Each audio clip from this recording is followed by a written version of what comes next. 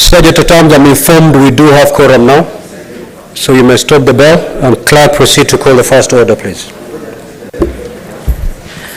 Order number 1, administration of oath. Order number 2, communication from the chair.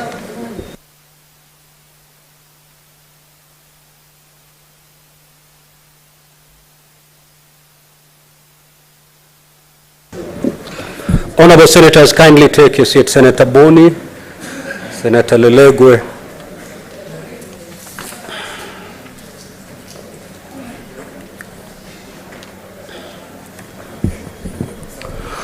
Honorable Senators, I'd like to acknowledge the presence in the Speaker's Gallery this afternoon, a visiting delegation from the County Assembly of Nakuru.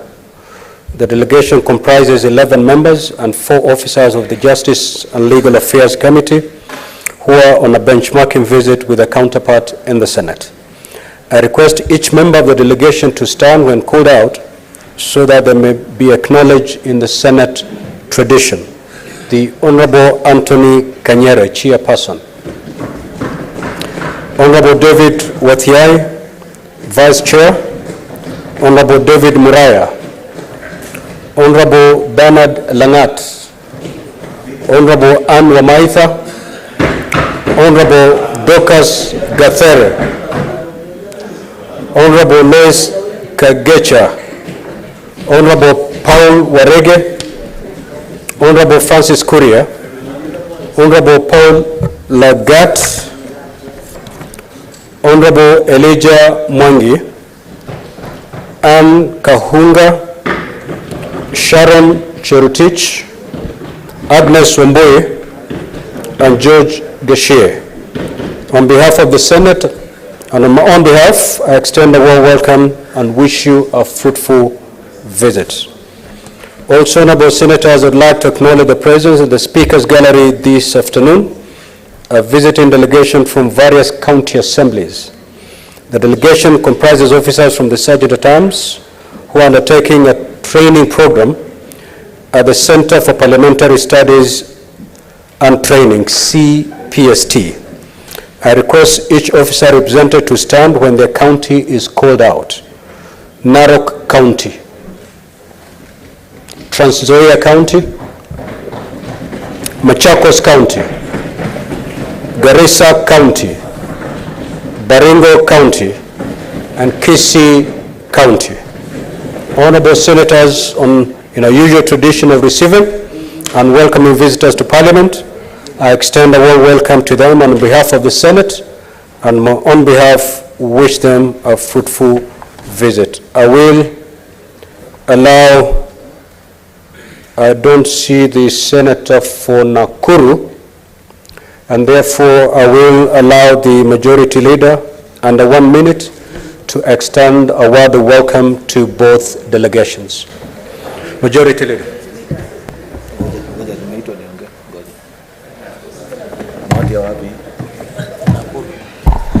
Thank you, Mr. Speaker. Mr. Speaker, I want to welcome the visiting delegation from the County Assembly of Nakuru, honorable members of the delegation from Nakuru, my neighboring county, and county at the heart of Rift Valley, our former province.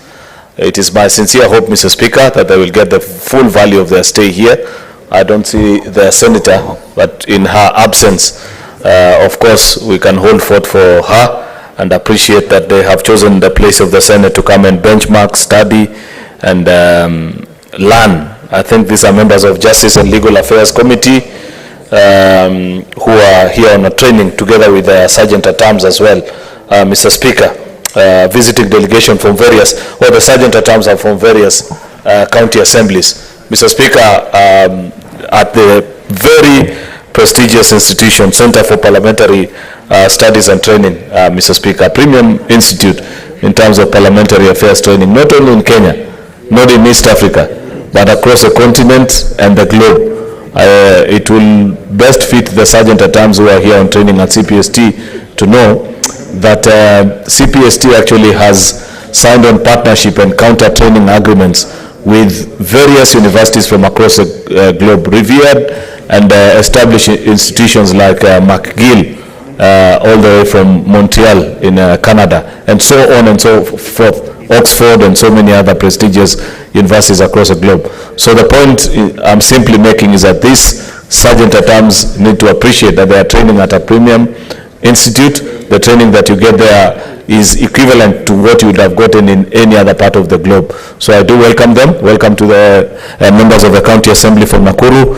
Work hard, strengthen devolution.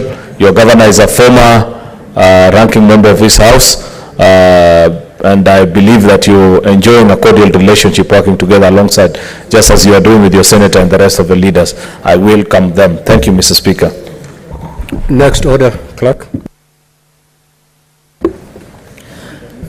Order number 3, messages. Order number 4, petitions. Order number 5, papers. The majority leader.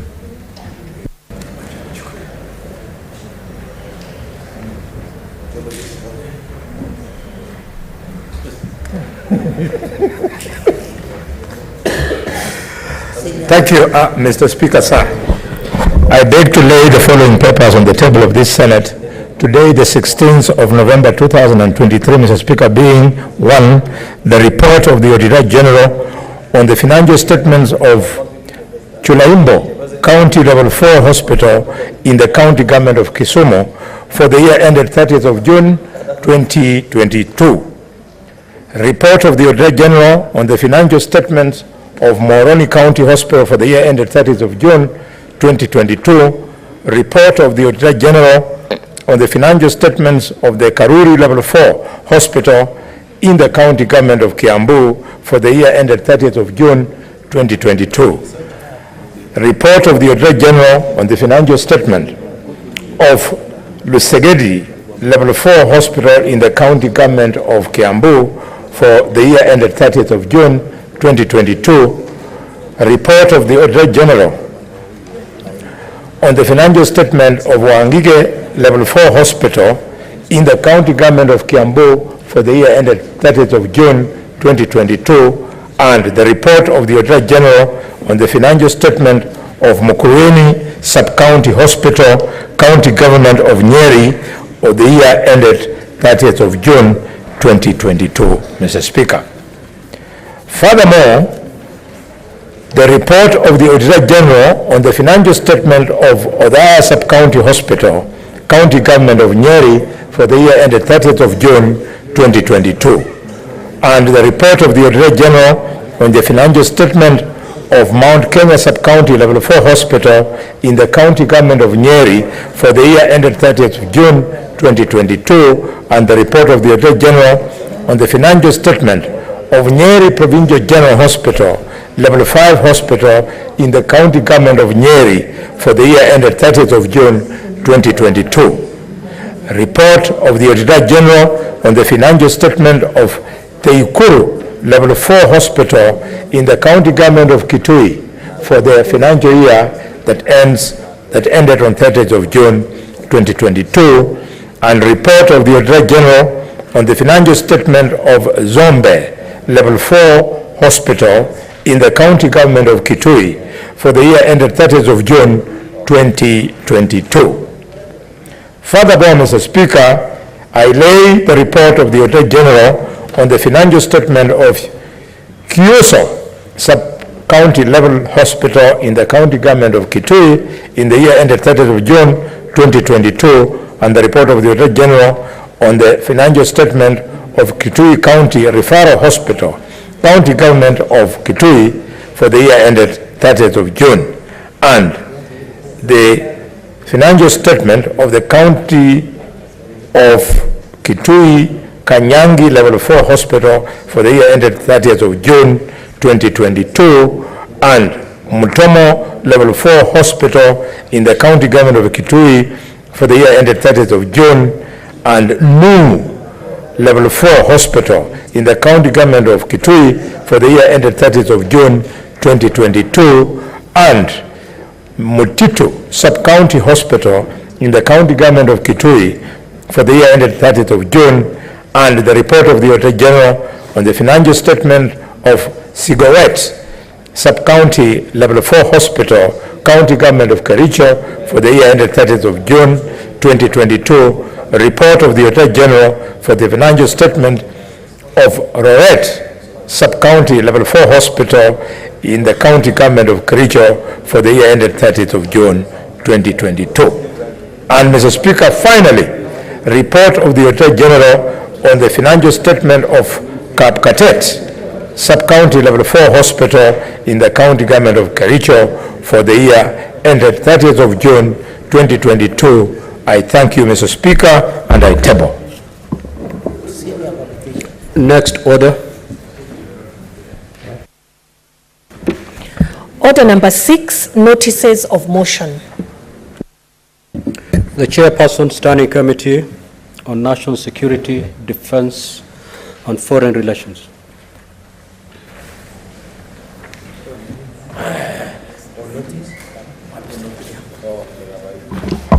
Thank you, Mr. Speaker. Mr. Speaker, I beg to give notice of the following motion, that taking into consideration the recommendations of the joint report of the Departmental Committee on Administration and Internal Security of the National Assembly. Where is your point of order, Senator Osotsi?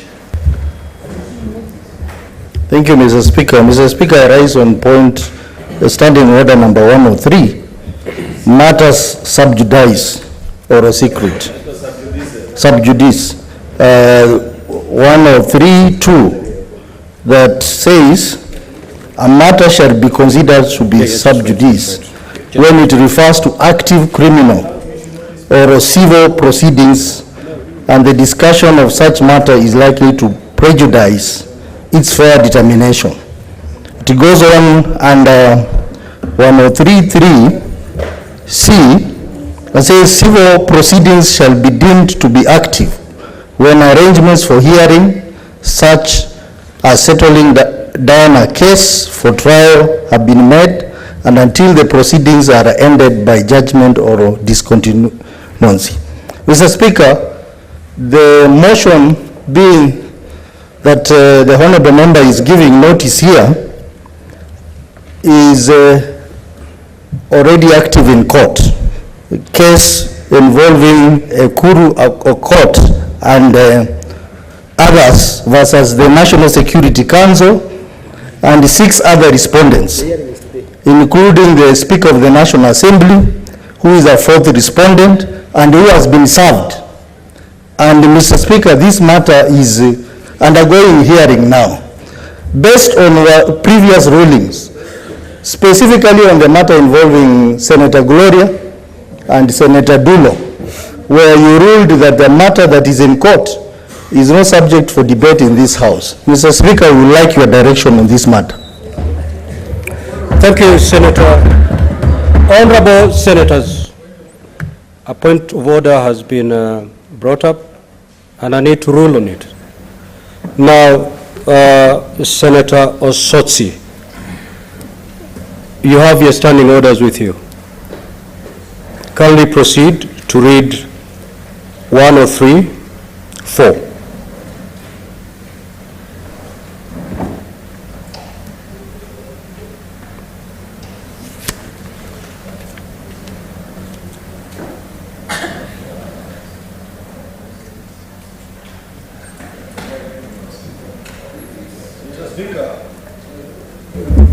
It reads, a senator alleging that a matter is sub judice shall provide evidence to show that paragraph 2 and 3 are applicable.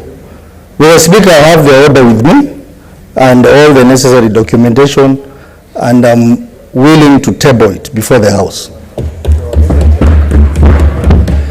Proceed.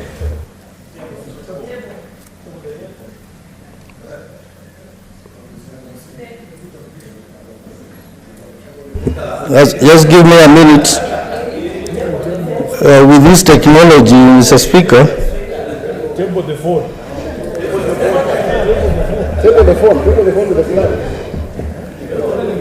Just a minute, Mr. Speaker. I'm trying.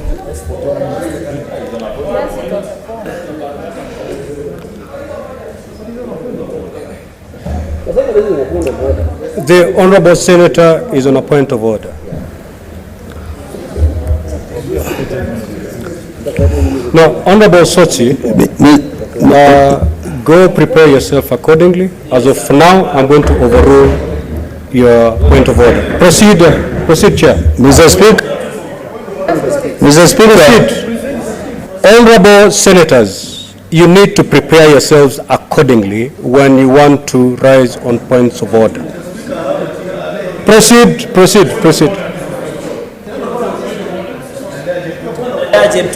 Thank you, Mr. Speaker. Senator Sifuna. Mr. Speaker, in all fairness, the very minimum you can do is allow the senator to be able to prepare that material, and allow, even if it's 5 minutes, there's no prejudice that will be suffered. Number two, Mr. Speaker, I have not completed my... that is exactly what I've said. But if he's proceeding with the notice... Honorable Sifuna. I'm speaking, Honorable Sifuna. Kindly take your seat. Don't talk to me, Bana. Speak to the Speaker. Honorable Sifuna. The Chair, proceed. To Speaker, Mr. Speaker, I beg to give notice of the following motion. That taking into consideration the recommendations of the joint report of the Departmental Committee on Administration and Internal Security of the National Assembly and the Standing Committee on National Security, Defense and Foreign Relations of the Senate regarding the proposed deployment of officers of the National Police Service to the Multinational Security Support MSS mission to Haiti, laid on the table of the Senate on Wednesday, 15th of November, 2023, and pursuant to the provisions of Article 240 sub-Article 8A of the Constitution, the Senate approves the deployment of officers of the National Police Service to the Multinational Security Support MSS mission to Haiti. Thank you, Mr. Speaker. Next order. Order number 7, questions and statements.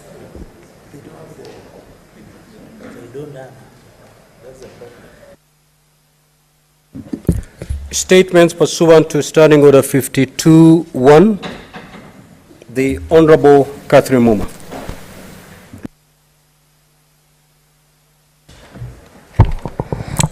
Thank you, Mr. Speaker. Mr. Speaker, I rise pursuant to Standing Order 52-1 to make a statement on the matter of national and general topical concern, namely the proposed introduction of service charges for accessing Huduma centers across the country. Mr. Speaker, the Huduma Kenya program was rolled out to provide a wide array of government services under the roof Huduma centers as a way of conveniently aiding Kenyans in their engagements with the government. These centers have over the years played a significant role in simplifying and streamlining access to vital government services, ensuring that citizens, irrespective of their socioeconomic standing, receive timely and efficient services. Mr. Speaker, these centers that serve as an initial point of contact for the public to access information on government services are staffed with personnel whose salaries are paid by the very taxpayers they serve. It is therefore concerning that there is a proposition to impose charges for accessing these centers. This move will not only alienate majority of our citizens, but also double up as another addition to the financial burden on already overtaxed Kenyans. Mr. Speaker, this proposition raises questions regarding possible diversion of resources that have until now been allocated to providing services at Huduma centers. It prompts the legitimate queries on transparency and accountability in the application of budgetary allocations towards enabling Huduma centers to serve their purpose. I'm particularly concerned, Mr. Speaker, that the service charges will introduce a class approach in accessing government services, a stratification that is in a stark contrast to the spirit of the Constitution of Kenya, which champions equal rights and equitable access to services for all citizens. I therefore call upon this Honorable House through the Standing Committee on Labor and Social Welfare, in the spirit of prioritizing the interests, rights, and needs of Kenyan citizens whom we serve, to investigate these matters to ensure that Huduma centers as key advisory bureaus and service delivery centers for citizens continue to be accessible to all Kenyans without discrimination on the basis of the individual's economic means. Mr. Speaker, the committee should in particular, and as a matter of urgency, investigate the factors prompting the introduction of charges to access Huduma centers, looking into whether there are plans to divert whatever service resources have been available until now allocated to these centers. Number two, to assess the potential impact of the proposal made by the Cabinet Secretary for Public Service Performance and Delivery Management on the Kenyan citizenry, especially those residing in remote and marginalized areas. I thank you, Senator Catherine Muma, nominated Senator. Senator Cherange.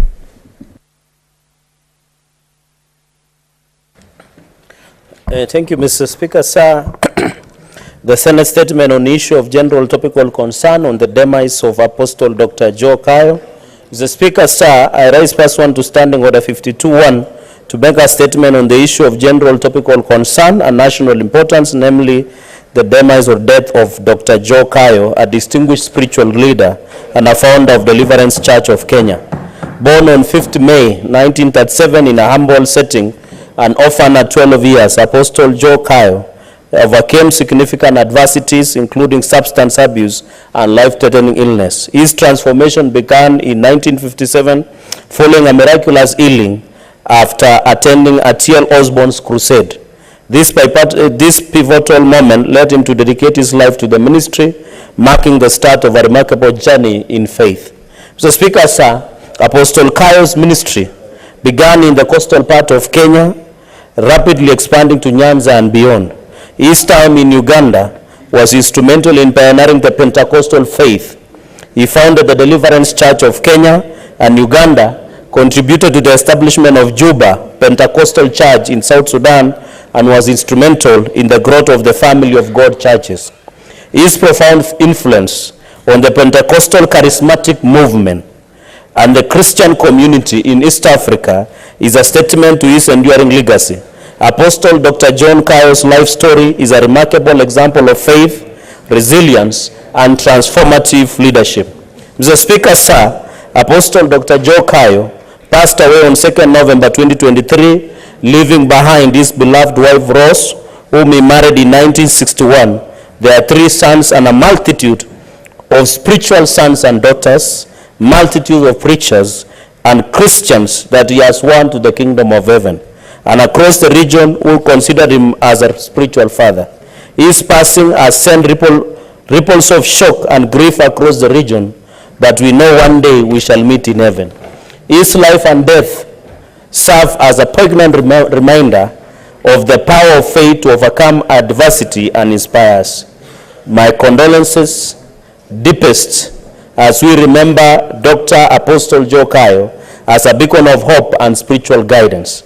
May his soul rest in eternal peace. I thank you, Mr. Speaker, and wish the family all the best. I thank you.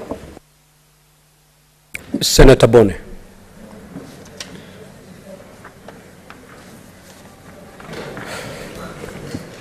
Mr. Speaker, sir, I rise pursuant to Standing Order number 52-1 to make a statement on a matter of national and general topical concern in respect of Kuhu Teresa Mahulo Hamati Shitaha Shimoka. Mr. Speaker, sir, on behalf of the people of Western Kenya, on behalf of the people of Kakamega, primary school conducted by nuns of a Reki convent, and on successful completion, Mr. Speaker, of the preparatory, the white priest recruited her to Mukumu Primary School, where she studied for 8 years. By this time, she had been adopted by the Catholic Church, who sponsored her to attend Mukumu Teachers Training College. When the Catholic Church grew, it reorganized its institutions, leading to Mukumu Teachers Training College relocating to the current Eregi Teachers Training College, and Mukumu Teachers Training College being converted into 3 institutions, namely Mukumu Primary School, Mukumu Boys High School, Mukumu Girls High School, St. Charles Luanga High School, St. Peter's Seminary, and St. Elizabeth Mukumu Mission Hospital. We pride in the fact that Kuhu Teresa Mahulo Hamati Shitaha Shimuka was among the 3 pioneer girls of the Abakak Mega community, others being Helen Meheso, who later got married to John Hamati, the brother of Shimuka, Rosa Musungu, who later got married to Teresa Mahulo's brother-in-law, John Manyonje. Mr. Speaker, sir, Kuruho Mahulo started her working life as a P3 teacher, teaching at the primary school she had graduated from.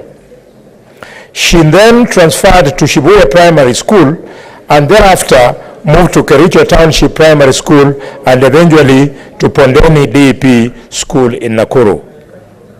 The colonial government then saw in her a highly talented young woman and immediately airlifted her to the University of Nottingham in the United Kingdom, where she specialized in training of teachers. She then returned to Kenya, worked briefly in the Ministry of Education before being sent for further training to replace the expatriate secretaries working in the civil service of the colonial government. She grew in stature and went on to work for the Central Organization of Trade Unions, COTU, and thereafter she joined the Mild Coffee Trading Association, MCTA, as the company secretary, where she built the current coffee house, KPCU. And being airlifted from Kakamega to Nairobi, as sometimes they do, to attend to business as a trustee. Mr. Speaker, in 1974, Kuruhu Teresa Mahulo did the unthinkable. She dared to become the MP of the Greater Ikolomani. She is the only woman ever to have run as MP in our community to date. She is fondly, Mr. Speaker, she is only referred to in our community as Mama Shimuka for this feat. In that election, needless to say, she came a distant second runner-up to Clement Kalani Lubembe and Seth Lugonzo Mulamo. Today, she lives happily in our home at Shianjero village in Shinyalu constituency as a farmer on their 8 acres of family land. Mr. Speaker, it is regrettable that she is currently battling attempts by shadowy people who are out to dispossess her of their only investment, which is the 125 agricultural land at Kipkaren in Tarbo constituency, next to Malaba constituency in Kakamega County. We are humbly appealing to the Maendeleo ya Wanawake fraternity and the county government of Nairobi and the Republic of Kenya and the President of Kenya to rename Maendeleo ya Wanawake House in Nairobi to Teresa Shtaha House. May our good God continue blessing her with many more years, and I wish to invite members who would want to talk to this extraordinary woman to Shinyalu, and I promise to bring her to the house when she'll be ready to travel so that she can sit in this house where she wanted to sit in 1974, but she was unable to beat men. Thank you, Mr. Speaker. Request for statement pursuant to Standing Order 53-1. Senator Miriam Omar.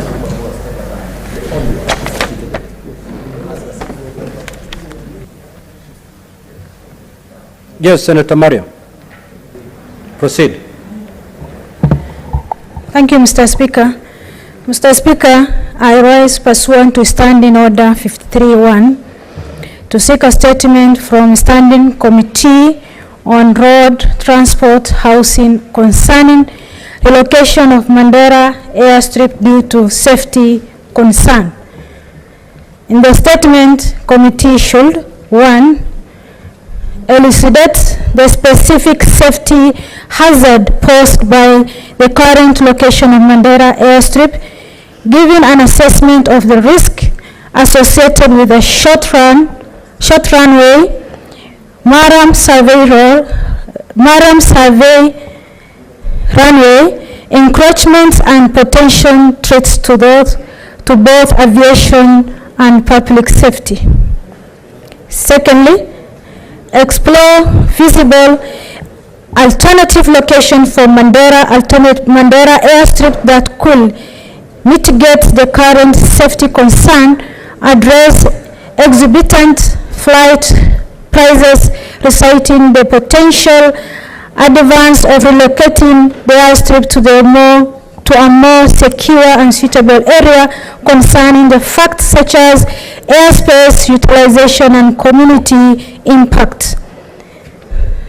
Lastly, state any measures implemented by the Ministry of Road Transport and Air Transport, Kenya Airports Authority and Kenya Civil Aviation Authority to address safety issues, challenges of Mandera, Banisa, Takaba, Elwak, Lafey, Ramo airstrips, particularly regarding the slippery Maram runway that poses significant safety challenges during heavy rainfall. Thank you. Senator Hamida Kibwana. That statement is dropped. Senator Edwin Sifuna.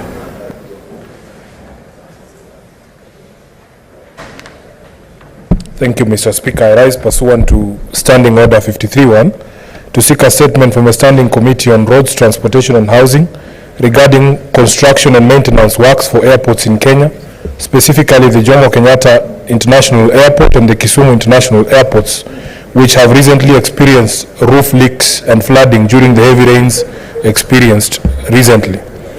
In the statement, the committee should, 1, disclose the identities of the contractors who undertook construction and maintenance works on the parts of Jomo Kenyatta and Kisumu International Airports that experienced roof leaks and flooding during the heavy rains experienced in the week of 6th to 12th November 2023, indicating the cost of those works.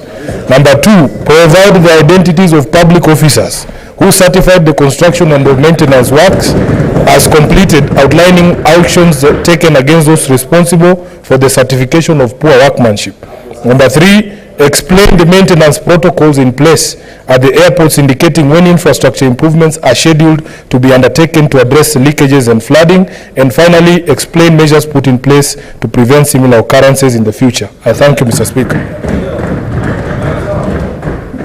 Senator Wakoli.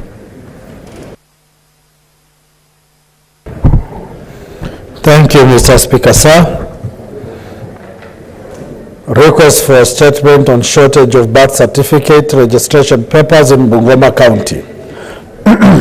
Mr. Speaker, sir, I rise pursuant to Standing Order 53-1 to seek a statement from the Standing Committee on National Security, Defense and Foreign Relations concerning the shortage of birth certificate registration papers in Bungoma County. In the statement, the committee should, 1, state reasons for the absence of birth certificate printing papers in Bungoma since May 2023, explaining the measures the Ministry of Interior and National Administration has initiated to ensure the availability of these papers. 2, provide a timeline on how long it will take to address and rectify the issue.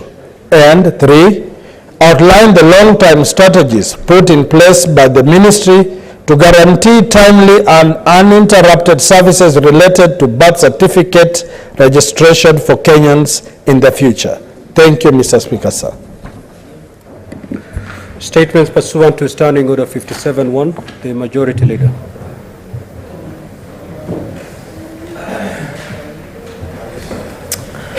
Statement by the Majority Leader on business of the Senate for the week commencing Tuesday, the 21st of November, 2023, pursuant to Standing Order number 57-1.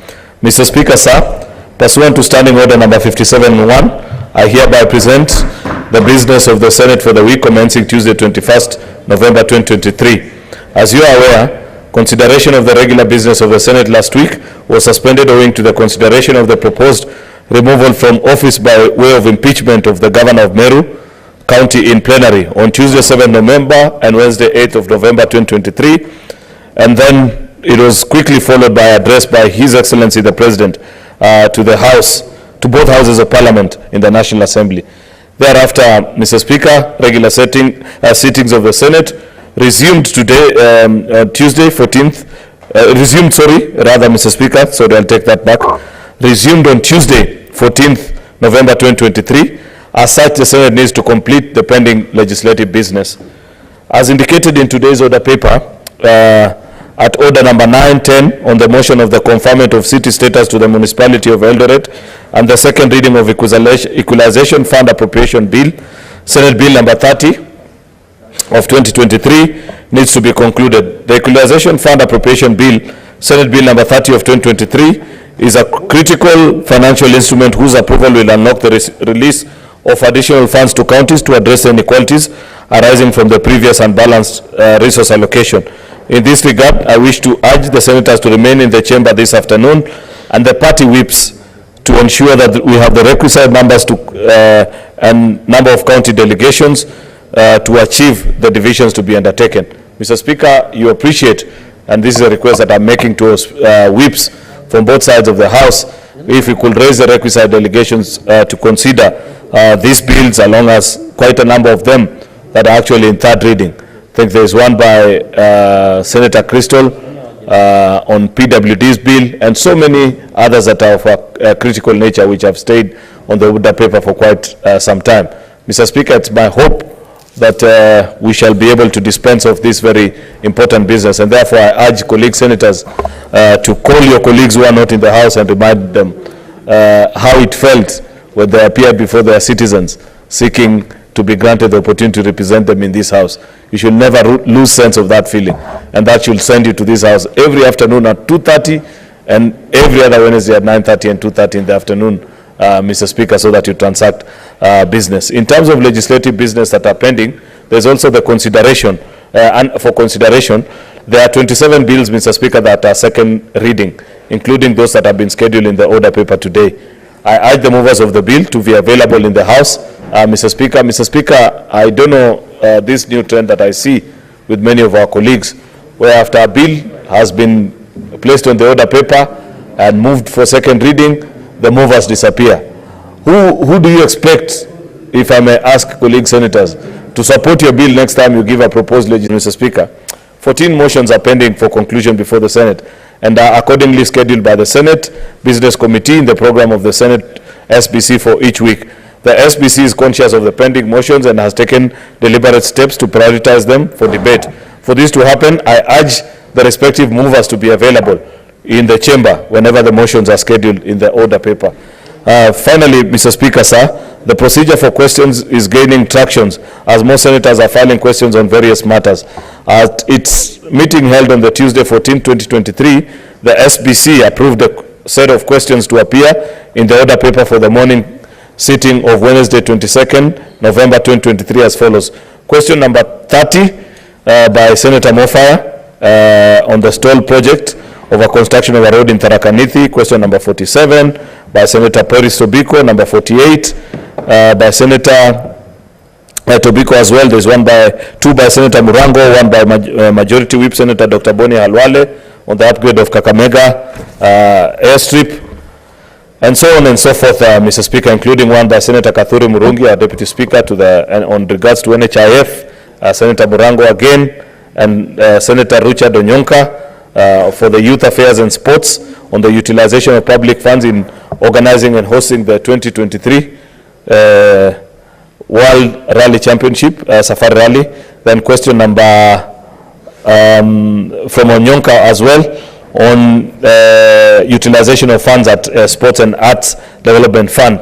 Question number 74 by Senator Onyonka as well on the G2G agreement between Kenya and Gulf countries for the supply of fuel to Kenya. I continue to liaise with the Office of the Prime Cabinet Secretary to ensure that our cabinet ministers appear before this House and are held accountable by representatives of the people gathered here. In conclusion, Mr. Speaker, let me take this opportunity to commend all honorable senators for the work done and every effort made to dispense with the business both at committee and plenary sittings. However, we are at the tail end of the second session and we need to put more effort as our in-tray is rather full. I want to particularly address the Whip Senator Sifuna and Whip Senator Boni Halwale.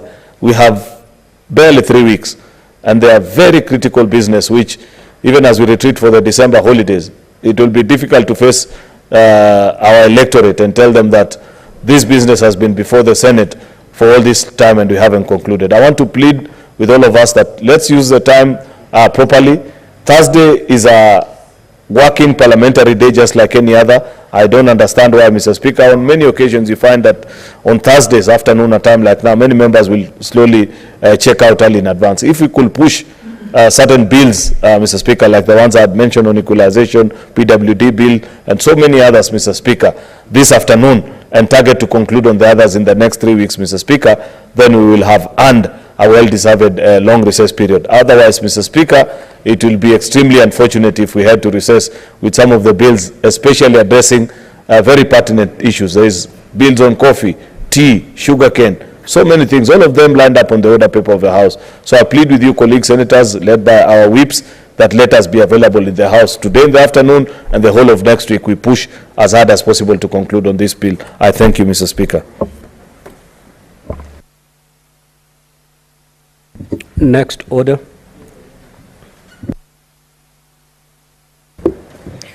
Order number 8, motion, consideration of the joint report of the Departmental Committee on Administration and Internal Security of the National Assembly and the Standing Committee on National Security, Defense and Foreign Relations of the Senate on the proposed deployment of officers of the National Police Service to the Multinational Security Support (MSS) mission for Haiti. The Chairperson, Standing Committee on National Security, Defense and Foreign Relations. What is the point of order? Mr. Speaker, you had asked me to be ready with my documentation, and I'm ready to table the documents. But you know that window has long closed on you. Any other senator can raise that, but not you. You raise Mr. Speaker, this is a serious matter. Exactly. I'm saying any other senator can raise that point of order. Senator Sifuna, proceed. Procedurally, that's how it's supposed to be. Thank you for that guidance, Mr. Speaker. Pursuant to Standing Order 103, Mr. Speaker, as Senator Ososi had referred the House to, the matter that is coming before the House now, we believe falls under category of sub judice, matters that cannot be discussed, and particularly under subsection 103 3C, Mr. Speaker. And as directed by the House, by the Speaker, we have here a copy of the court order in case number HCCHR petition number E389 of 2023, in which this matter was brought before the courts.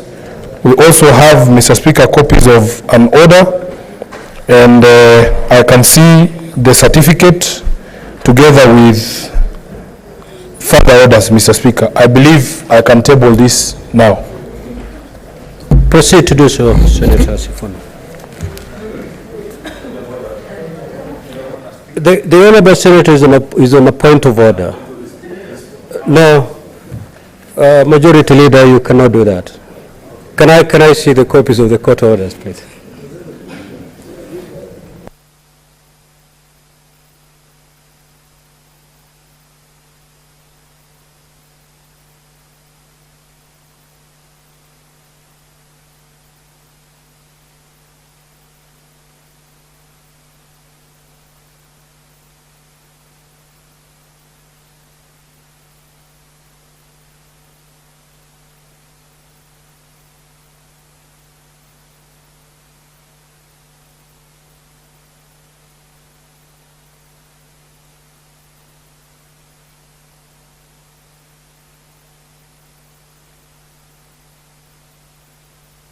Yes,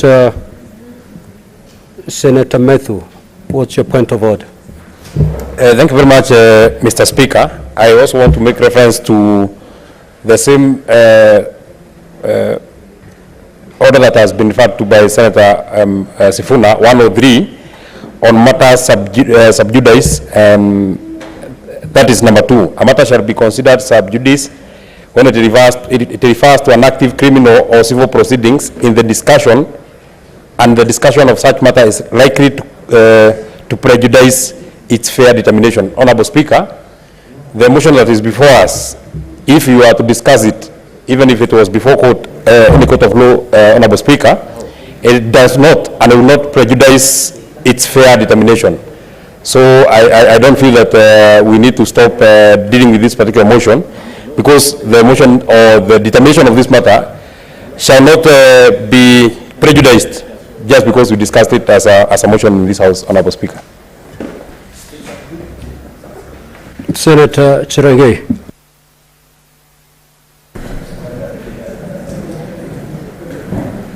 Mr. Speaker, I raise also a standing order 19 and 103 on the matter sub judice. Mr. Speaker, on the issue of principality of separation of powers, I invite you also to look at the Speaker Mate case and Wambora case, and the decision that was given by Speaker Justin Muturi when we were discussing a matter of Nairobi Metropolitan at one point. So Speaker Muturi in the last session, and we have the benefit of Senator Cheptumo, who was in that house, ruled that there is no other arm of government that can injunct another arm of government. What our brothers are doing, Mr. Speaker, sir, is trying to injunct and guard the parliament from discharging its function, Mr. Speaker. Mr. Speaker, if we allow this to fly by the face of the House, it means in future, Mr. Speaker, this House cannot move, because everything that comes to the House, including bills, motions, statements, will one way or another affect an individual, always will feel aggrieved and lashed to court. Mr. Speaker, I want to ask you, as per Standing Order 103, and in the principle of separation of powers, and not to derail, we cannot allow another arm of government to injunct this arm of government, Mr. Speaker. When you look under Standing Order 103.5, it says, notwithstanding this standing order, the Speaker may allow reference to any matter before the Senate or a committee. And my colleagues have said, so long as it is not prejudicial in coming out to a fair, determinant matter, Mr. Speaker. Mr. Speaker, therefore, my humble submissions, this issue of Haiti is a very critical and important matter. It is not only a Kenyan issue. It is an international issue based on humanitarian aspect, Mr. Speaker. So we cannot allow members of minority side to injunct and derail the aspirations of the great people of Kenya and Haiti, Mr. Speaker. I ask you, Mr. Speaker, in the interest of time, and to allow the House to dispense of the motion, looking at the order paper is heavy, Mr. Speaker, to dismiss that assertion and that point of order with the contempt it deserves, and allow the House to move. I thank you, Mr. Speaker. Senator Cheriot. Mr. Speaker, this is a very straightforward matter, and I don't know why we are taking too long in making a determination.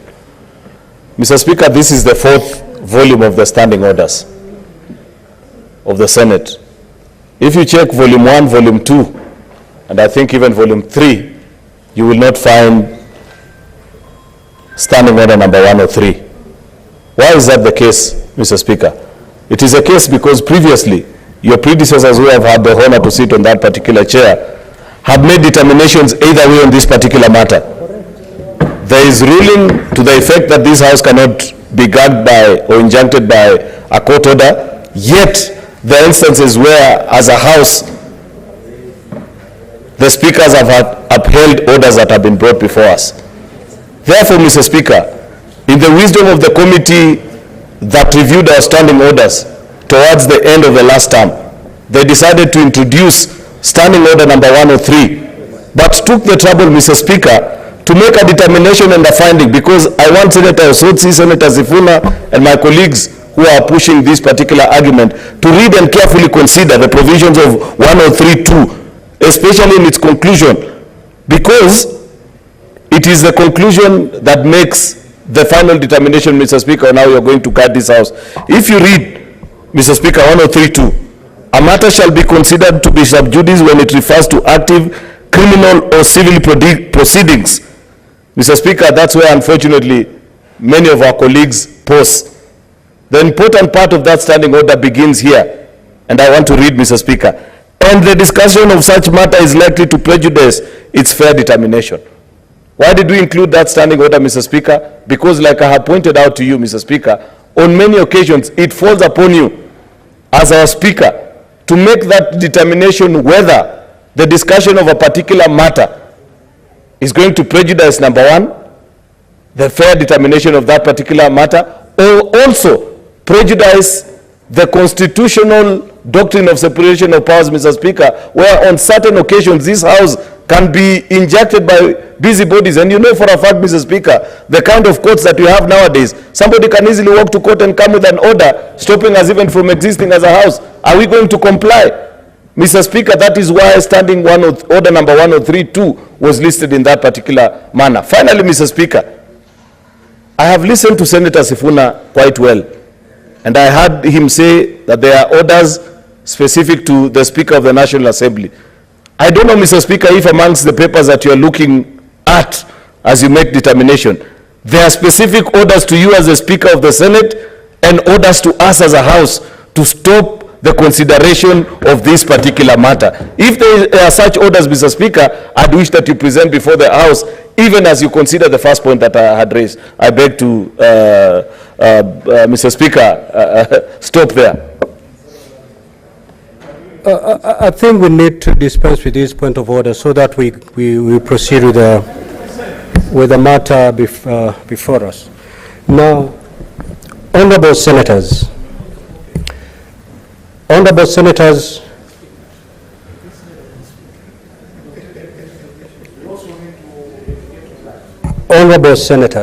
we need to make progress on this particular matter. Now,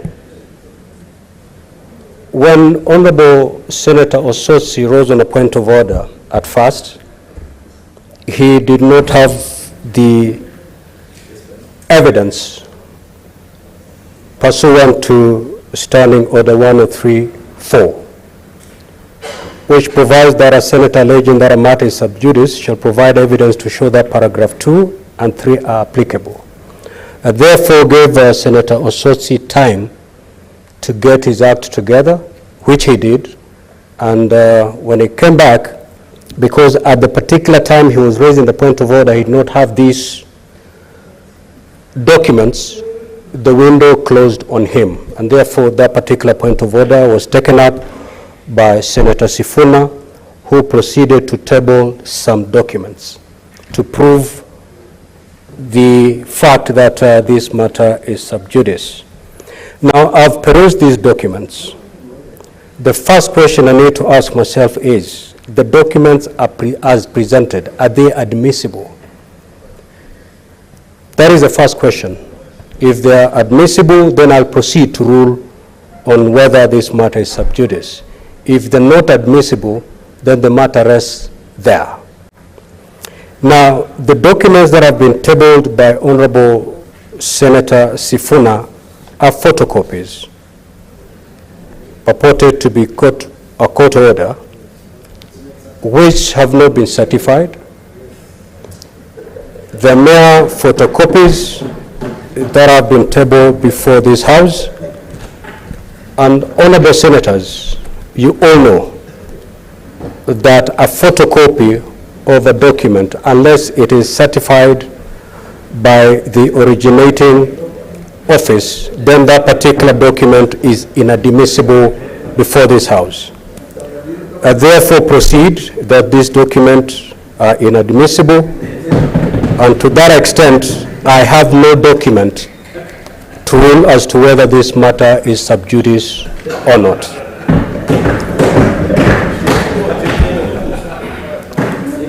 Proceed, the chair.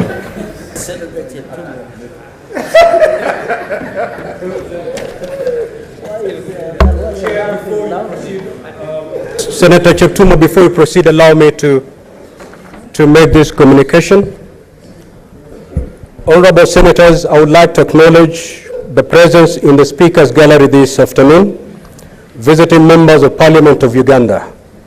The delegation comprises members of Science and Technology and Innovation Committee who are on attending a workshop session at the Africa Institute of Capacity Development. I request each member of the delegation to stand when called out so that you may be acknowledged in the Senate tradition. The Honorable Achia Remigio. Thank you. The Honorable Dr. Florence Asimwe Akiiki. The Honorable Bingi Nyanzi Patrick. And Ms. Nelin Nakanjako. Honorable Senators, on behalf of the Senate and my own behalf, I extend a warm welcome and wish you a fruitful visit. I will allow Senator Wambua under 1 minute to extend the word welcome to the delegation.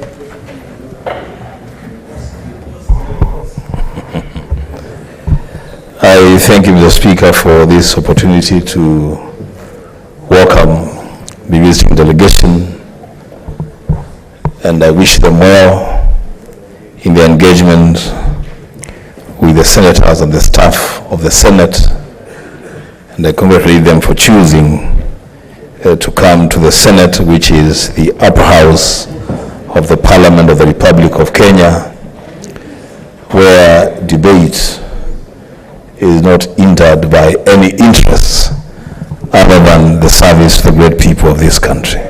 I thank you, Mr. Speaker. Senator Cheptumo, proceed.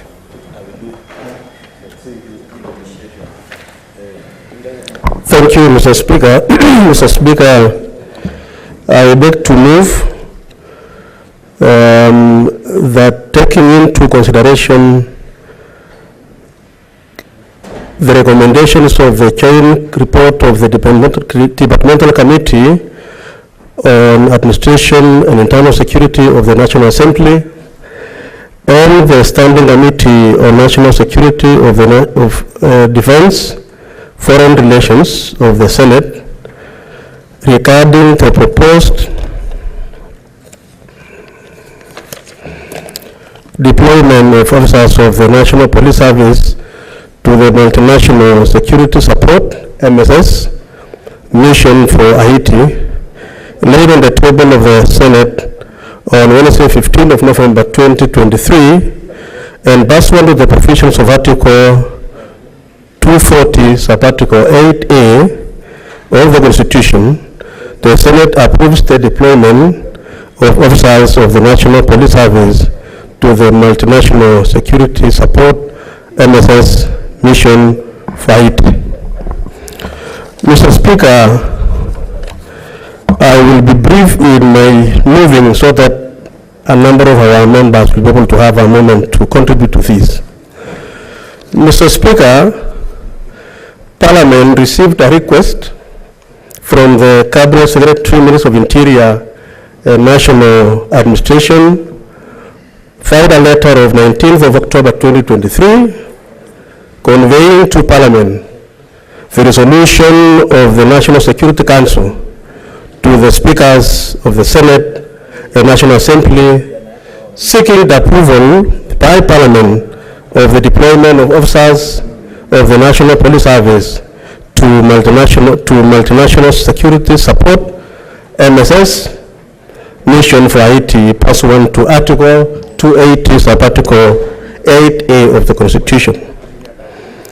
Mr. Speaker, sir, this request emanated from a resolution, and this is very important, Mr. Speaker, resolution number 2699 of 23 of the United Nations Security Council, adopted on 2nd of October 2023, authorizing a multinational security mission to Haiti under Chapter 7 of the Charter of the United Nations. On the resolution, Mr. Speaker, of the National Security Council of our country, Minute 29 of 2023 of the National Security Council, seeking Parliament's approval for the deployment of National Police Service to the multinational security MMS support. Mr. Speaker, sir, it is important for the House to know that the request, in the request of the Cabinet Secretary, Mr. Speaker, indicated that on 13th of October 2023, the National Security Council considered and approved a memorandum from the Cabinet Secretary and the Attorney General of the proposed deployment of officers from National Police Service to multinational support mission. Mr. Speaker, it is important for me to emphasize at this point that the request for Kenya to deploy our police service to Haiti is a resolution of the United Nations Security Council requesting the country, our country, Mr. Speaker, to participate and lead the entire security team support to Haiti. It is be noted, Mr. Speaker, it is not a decision of this House, of this country, on our own motion. We were responding as a country to a resolution of the United Nations. Having received a request, Mr. Speaker, from the country of Haiti. Mr. Speaker, sir, following receipt of the request at a sitting of the National Assembly of 25th of October 2023, the Speaker of National Assembly conveyed the message to the House and subsequently committed the same to the relevant committee of National Assembly. And Mr. Speaker, sir, at a sitting of this House of 31st of October 2023, you, Mr. Speaker, referred the same matter to Senate Standing Committee on National Security, Defense and Foreign Relations. Mr. Speaker, sir, Article 118 on public participation is not an optional provision of our Constitution. We must comply to that particular provision of Article 118, which requires public participation on every issue that comes before this House and the country, Mr. Speaker. So, Mr. Speaker, Senator Cheptumo, just yield. What is the point of order, Senator Wambua? Under 105 is the Speaker of Standing Orders. The mover of the motion has repeatedly told us that what we are being asked to do did not emanate from us, that it was a resolution of the United Nations Security Council. The Speaker, I would want the mover of the motion to clarify to us, because we want to contribute to this motion, whether the resolution was that Kenya should send troops or officers to Haiti, or whether the resolution was the establishment of a multinational team of officers from across the globe, and that a request then followed to member states of the United Nations. So we are clear whether the resolution is specific to Kenya sending officers to Haiti. Senator Wambua, that does not amount to a point of order. It is a point of clarification. But Mr. Speaker, since Mr. Speaker, this is a serious.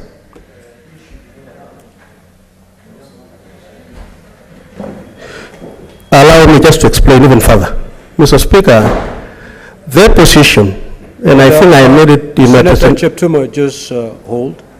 Honorable Senators, once the mover has moved and seconded, the issue to be clarified may be clarified at the time he'll be replying, when the mover is called upon to reply. So just allow him to move the motion. All those clarifications that we may require, you will certainly have ample time to do that. Proceed, Senator Cheptumo. Thank you, Mr. Speaker. So I proceed. Mr. Speaker, as I said, that Article 118 of the Constitution requires that public participation be undertaken on matters of this nature, Mr. Speaker. And so the committee jointly placed an advertisement in the print media on Thursday, 3rd of November 2023, inviting the public to submit memoranda of requests. So, Speaker, that advertisement indicated the submissions were to be received by Thursday 9th, 2023 at 5 p.m. Mr. Speaker, in this regard, the committee received a memoranda from the Mau Mau Welfare Association by close of submission deadline. The association proposed that prior to deployment of the officers, Mr. Speaker, the National Police Service to the multinational support, there was need for a national prayer day to be held in Uhuru Gardens. And Mr. Speaker, this is just a proposal by this body that as we advance and send our troops to Haiti, it is necessary for us to have a session of prayer, and pray for them. And I think it is something that is really important.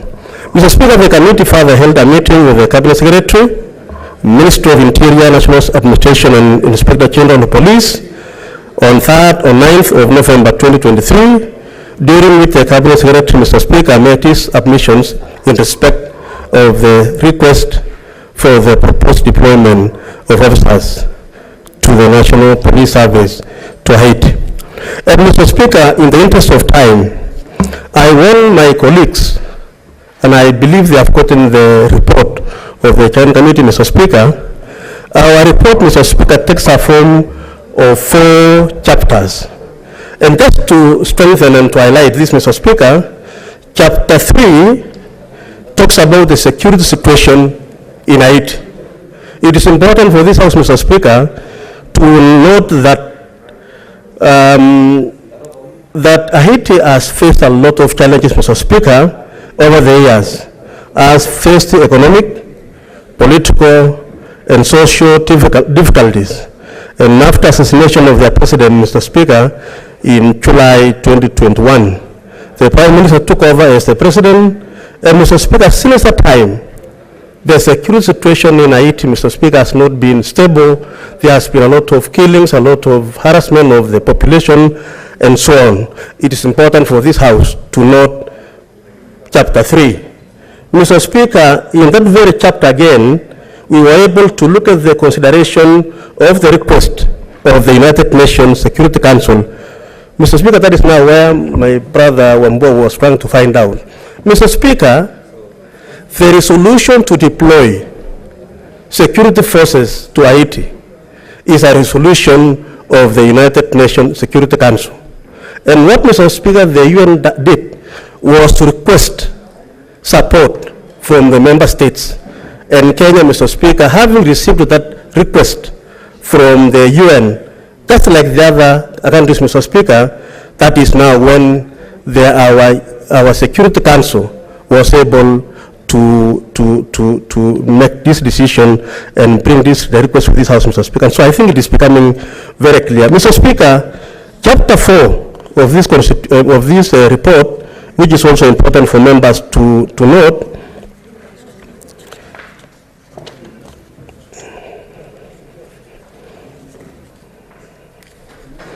Chapter 4, Mr. Speaker, deals with the issue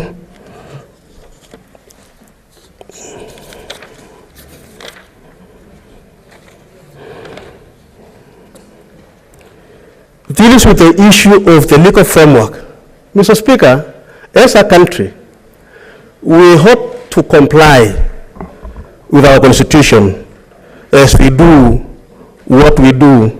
And that is why, Mr. Speaker, the provisions of Article of our Constitution, Mr. Speaker, requires that Parliament, both National Assembly and this House, Mr. Speaker, should be able to approve the deployment of our forces to Haiti. Mr. Speaker, this is what we mean by separation of power. If you allow the executive, Mr. Speaker, to do what they want to do, they can do those, Mr. Speaker, without the people's representatives, Mr. Speaker, are informed. And therefore, this House, Mr. Speaker, is playing a critical role, complying with Article 240, Sub-Article 8, Sub-A, so that, Mr. Speaker, then we debate the merits, the demerits. Why?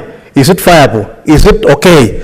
So that, Mr. Speaker, when we send our sons and daughters to Haiti, Mr. Speaker, it will have been done with approval of this House.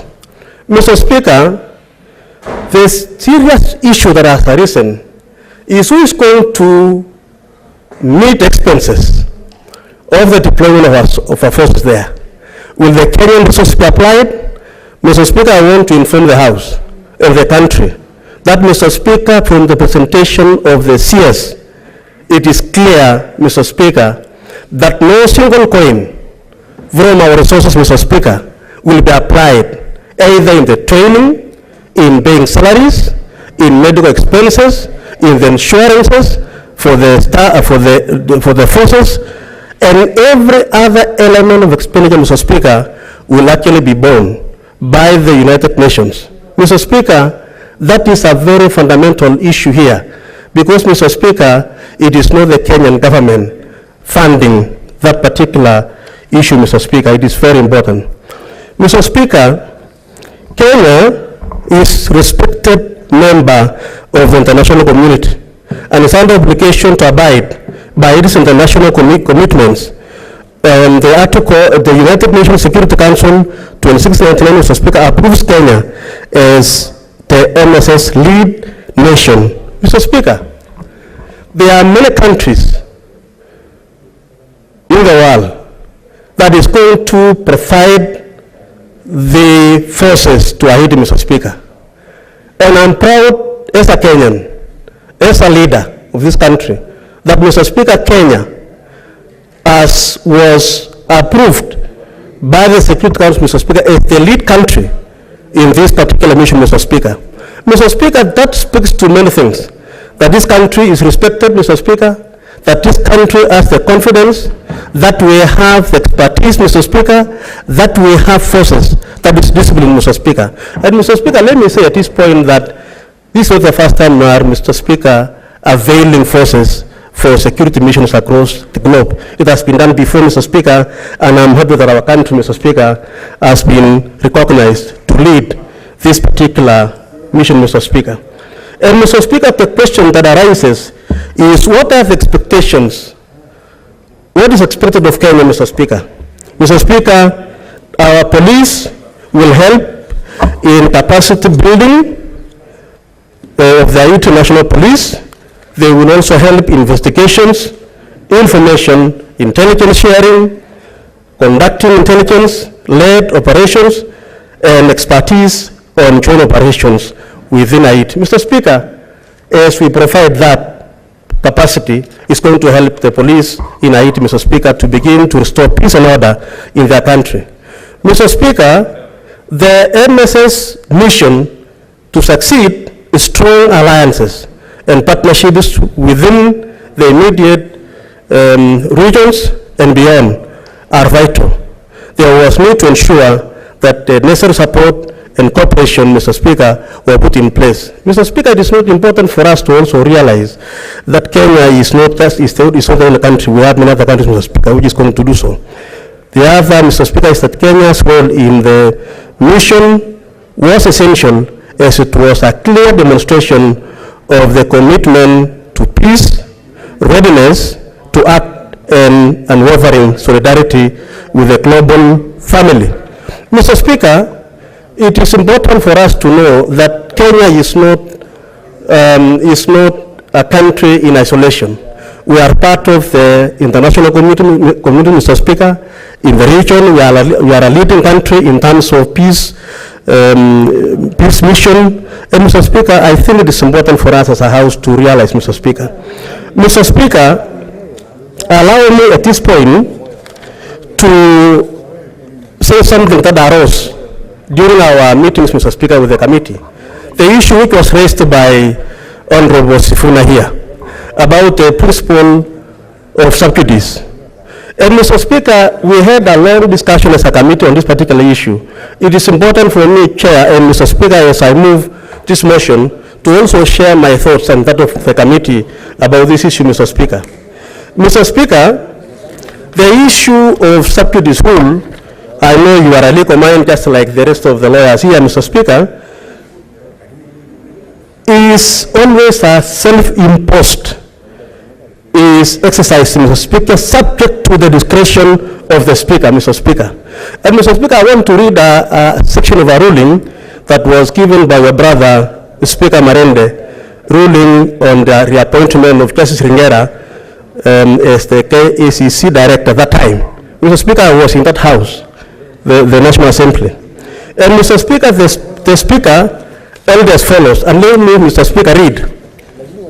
I quote, this is what this is what Speaker Marende said, and I quote, I am clear in my mind that in a matter of immense public interest, where there is a doubt, unless sound grounds are advanced, a presumption should exist in favor of allowing debate in the House as opposed to the application of subsidies rule, is to suppress debate.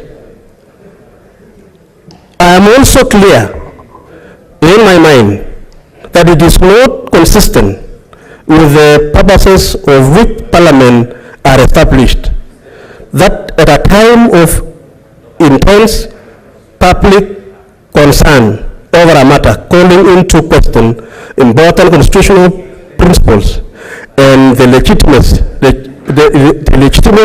interplay between the executive and legislature on that appointment of the person to superintend the anti-corruption machinery in the country.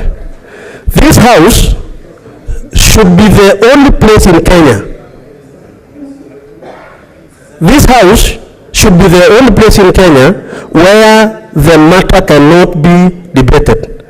If, however, Mr. Speaker, I emphasize that, if, however, in the course of debate,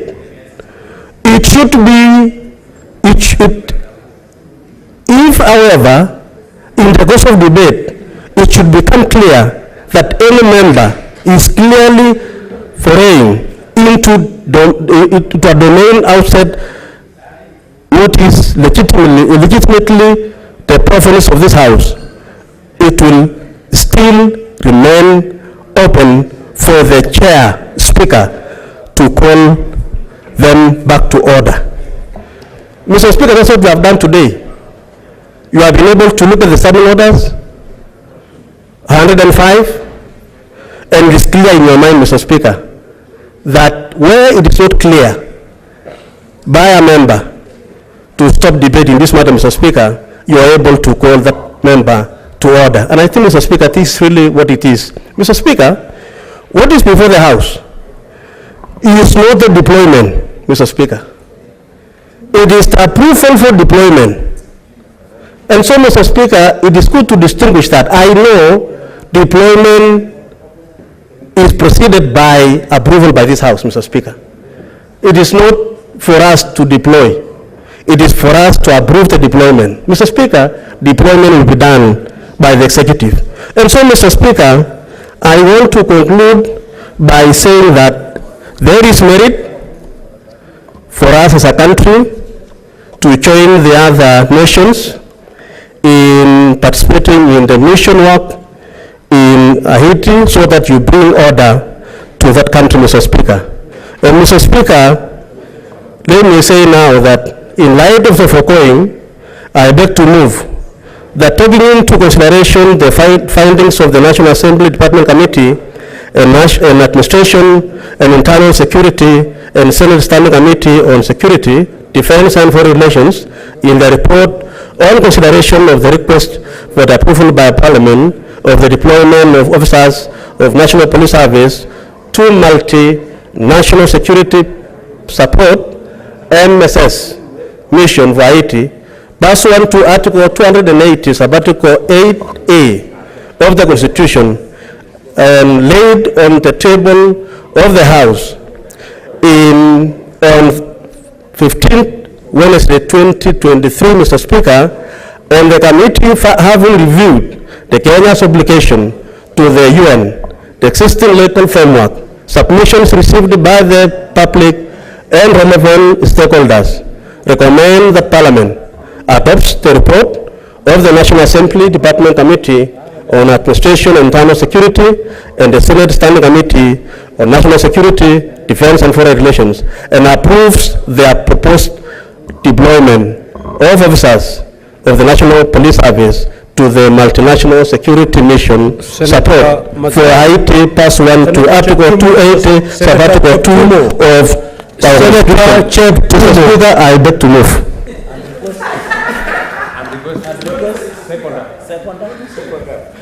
You see, Mr. Speaker, I was to stop and then I called the second. Mr. Speaker, I want to request my colleague, who is a member of the committee, Mr. Speaker, to second.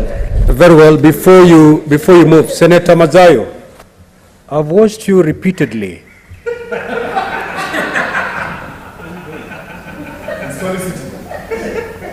Holding Senator Joyce. You can consult, but please do not extend your hands to your colleagues, please. Proceed. Thank you, Mr. Speaker.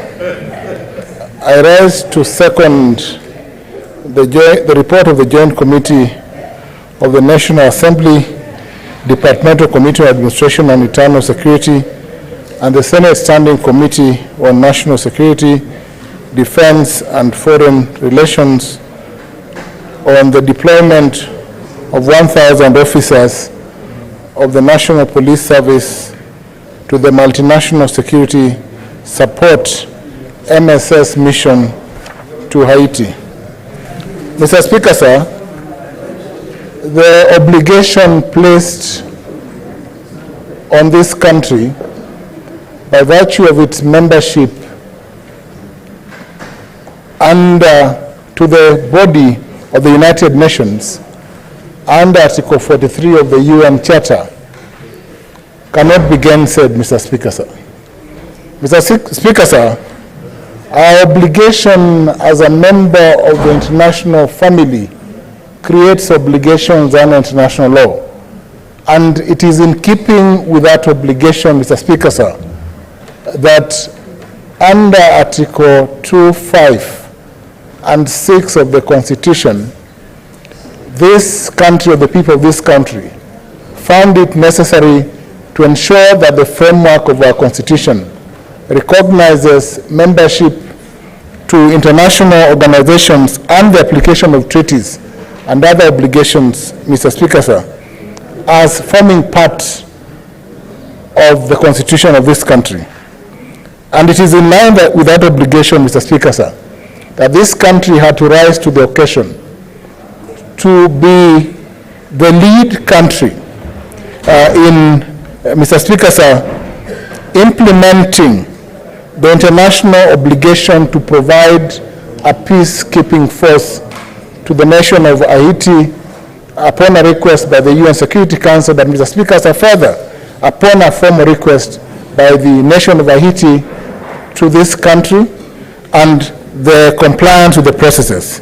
Mr. Speaker, sir, having confirmed that all the other necessary public consultations and participation have been complied with, Mr. Speaker, sir, the committee has met severally and received submissions from stakeholders, but foremost, Mr. Speaker, sir, from the Cabinet Secretary of Interior and National Administration, the Inspector General of the National Police, and affirmed, Mr. Speaker, sir, that this country has the capacity to deploy the police, the security that is required, Mr. Speaker, sir, as set out, Mr. Speaker, sir.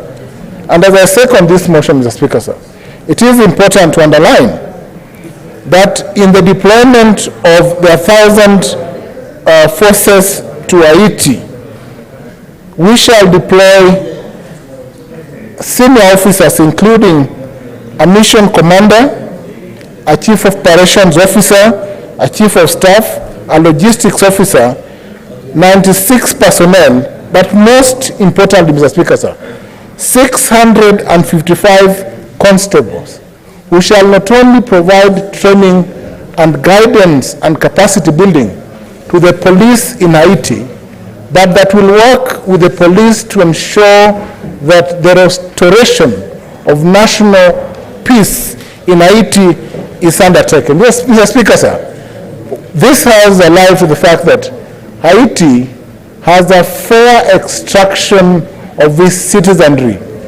from Africa. This House is also alive to the fact that Haiti has had a checkered history, not only, Mr. Speaker, sir, of coup d'etats, but also of sporadic violence. And it is in keeping with our obligation as a peace-loving country and in keeping with the experience that our police force has, Mr. Speaker, sir, that this country has agreed to be part of the international duty to ensure that we restore peace in Haiti. Mr. Speaker, sir, I am also alive to the fact that Haiti has a francophone background given its colonial history. But I'm also alive to the preparedness, silence, please. to the preparedness of our forces to undertake the very important duty of maintaining peace in Haiti, Mr. Speaker, sir. Mr. Speaker, sir, the committee report was adopted with only a minority dissent from one member of the National Assembly. But that does not mean, Mr. Speaker, sir, that this report is not without support from all the members of the committee.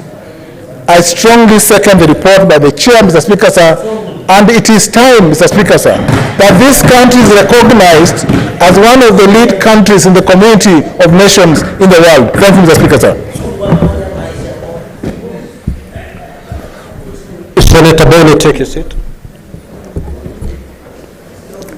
Now, Senator Mazai, you may proceed to your seat, please. You are fairly busy this afternoon, Senator Mazai.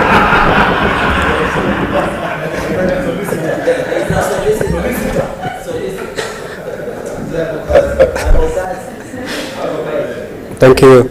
Now, honorable senators, before I propose the question, I had a pending ruling to deliver, so allow me to deliver that. Then we proceed with the question.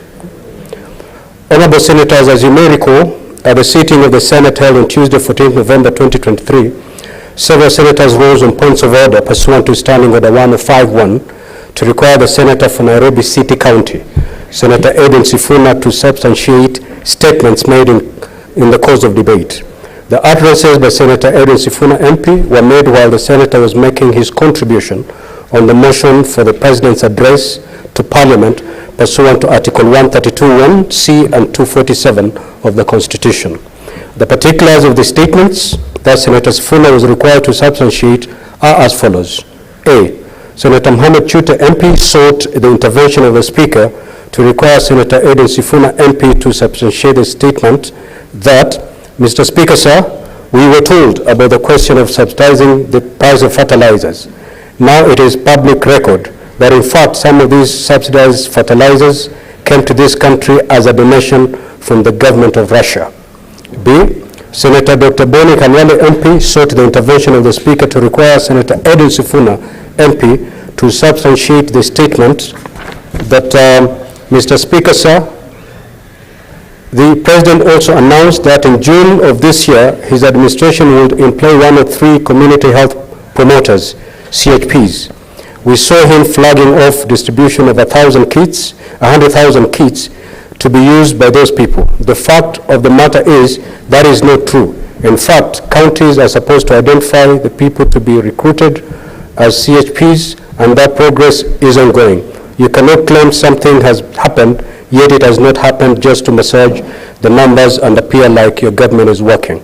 C, Senator Veronica Maina MP saw the intervention of the Speaker to require Senator Edwin Sifuna MP to substantiate the statement that we were told that the President has set up Wi-Fi hotspots across the country, including here in Nairobi County, and markets such as Muthurwa and City Market.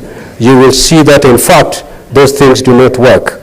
And C, secondly, the Central Bank of Kenya data allows, the Central Bank of Kenya CBK data shows that the default rate of the loans borrowed under the Hustler Fund is higher than the ones of the commercial banks.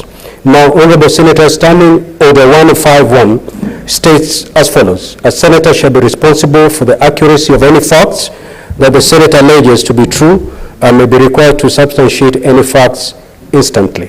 Further, Standing Order 1052 states as follows: if a senator has sufficient reason to convince the Speaker that the senator is unable to substantiate the allegation instantly, the Speaker shall require the senator to substantiate the allegations not later than the next sitting day, failure to which the senator shall be deemed to be disorderly within the meaning of Standing Order 121, unless the senator withdraws the allegations and gives a suitable apology.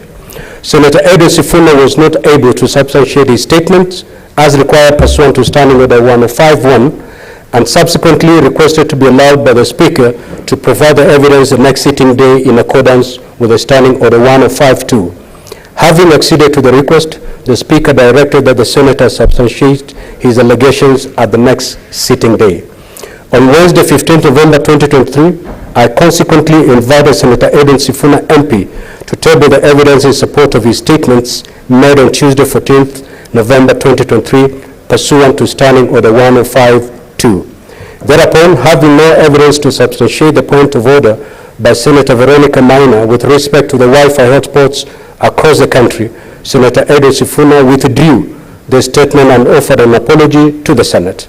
The senator thereafter proceeded to table documents containing the evidence on the following: A, the point of order raised by Senator Mohammed Chuta MP concerning the subsidized fertilizer, and B, the point of order raised by Senator Veronica Maina MP concerning the default rate for the loans borrowed under the Hustler Fund. Honorable Senators, following the tabling of evidence by Senator Edwin Sifuna, I undertook to review the documents and give a ruling on the matter, as it was not practical to make a determination then. As you're aware, any document or evidence tabled by a senator in this House as evidence for substantiation of any allegations made under Standing Order 105 must pass a certain threshold. The obligation on the Speaker in this matter was to review the documents tabled by Senator Edwin Sifuna MP, make a determination on the admissibility, further establish whether the documents, if admissible, provide evidence of the claims made, and to finally make a determination whether accordingly the threshold under Standing Order 105 has been met. Consequently, in undertaking the foregoing assessment, the parameters that have guided the Speaker in the present matter are as follows. A, is the evidence tabled from a source which by parliamentary practice is official and admissible? And two, if the answer to A is in the affirmative, does the evidence relate and verify the claim that was made and for which substantiation was required? Now, Honorable Senators, with respect to the first parameter, which is whether the evidence provided is from a source which by parliamentary practice is official and admissible, a review of the contents of the documents provided by Senator Sifuna indicates that the Senator tabled the following documents. 1, a copy of an image of a post on the Russian embassy in Kenya's social media X, formerly Twitter, dated 3rd August 2023, and a copy of an article from the Standard newspaper dated 1st June 2023, indicating that the government of Kenya had received 34 tons of fertilizer from the Russian government. 2, a copy of an undated article from the Star newspaper indicating that the average rate of bad debt in Kenya had hit an almost 2 decades high of 15%. And 3, a copy of an article from the Business Daily newspaper dated 22nd August 2023 indicating that the Hustler Fund defaults had reached 3 billion in 9 months. And lastly, the annual report and financial statement of Central Bank of Kenya for the financial year 2022-2023. Now, honorable senators, as you are aware, established practice in Parliament of Kenya and in comparative jurisdictions is that extracts from newspapers may not be tabled as evidence for substantiation of claims. This is buttressed at Standing Orders 55-1, which in respective statements provide, and I quote, the facts on which a request for statements is based may be set briefly, but extracts from newspaper and other media or quotations from speeches shall not be admissible. Consequently, and in accordance with the established parliamentary practice, the newspaper extracts from the Standard, the Star, and the Business Daily newspapers as tabled by Senator Edwin Sifuna MP are inadmissible for purposes of substantiating any claim made. The other document tabled was a copy of an image of a post on the Russian embassy in Kenya's social media platform X, formerly Twitter. This document appears to be an image taken of the verified official X account of the Russian embassy in Kenya, posted at 8:07 hours on the 3rd of August 2023. There is no evidence to suggest the contrary, and this document is accordingly admissible. The final document tabled was the annual report and financial statements of Central Bank of Kenya for the financial year 2020-2023. This is an official publication of a government agency and is therefore admissible. Honorable Senators, the second parameter is whether the evidence table relates to and verifies the claim that was made and for which substantiation was required. With respect to the copy of an image of a post on the Russian embassy in Kenya's social media platform X, the Senator tabled this document seeking to substantiate the following statement. Mr. Speaker, sir, we were told about the question of subsidizing the price of fertilizers. Now it is public record that in fact some of these subsidized fertilizers came to this country as a donation from the government of Russia. The post from the Russian embassy X platform states as follows: more than 34 tons of fertilizer donated to Kenya by the Russian Uralkali group are now being reformulated to produce 100,000 and 200 tons of fertilizer. This will help Kenya a lot to get a good harvest this year. Now, honorable senators, while it is clear that there was a donation of fertilizer from the Russian government to Kenya, no nexus is shown between that donation referred to and the subsidized fertilizer as alleged by Senator Sifuna. To meet the test of substantiation, Senator Sifuna needed to show the link between the donation and the subsidized fertilizer. He has not. The final document tabled was the annual report and financial statement of the Central Bank of Kenya for financial year 2020-2023. This document indicates the financial position and performance of the banking industry in Kenya.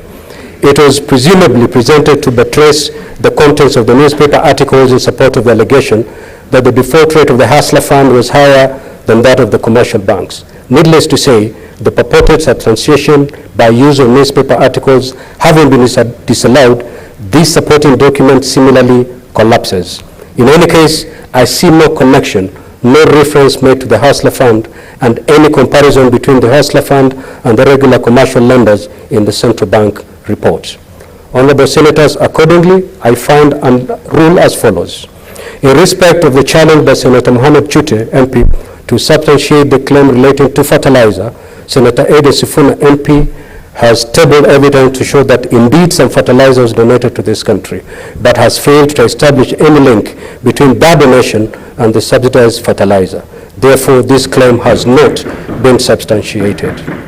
In respect to the challenge by Dr. Boni Halali, MP, to substantiate the claim that it is not true that the government had employed one of 3 community health promoters, CHPS, Senator Sifuna did not table any evidence or provide any explanation to substantiate this claim as was required. The claim was accordingly not substantiated. In respect to the challenge by Senator Veronica Maina, MP, to substantiate the statement that default rates of the loans borrowed under the Hustler Fund are higher than those, than the ones of the commercial banks. Again, Senator Sifuna did not table evidence to support this claim. The claim was accordingly not substantiated.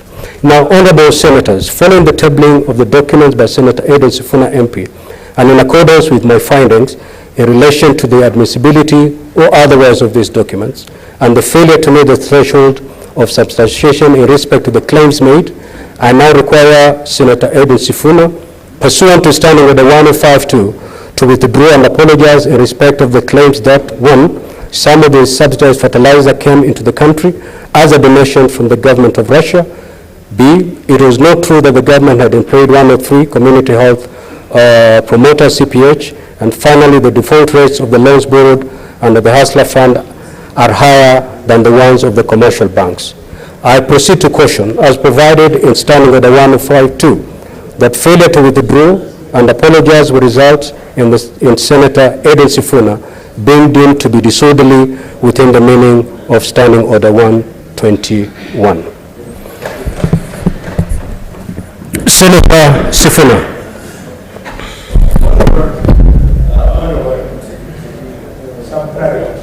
Senator Sifuna.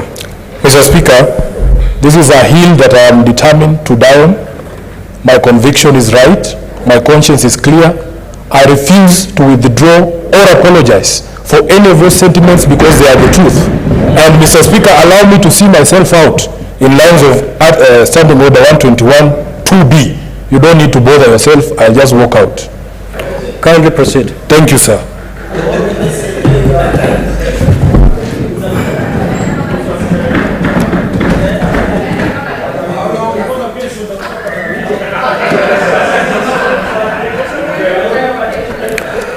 Order, honorable senators.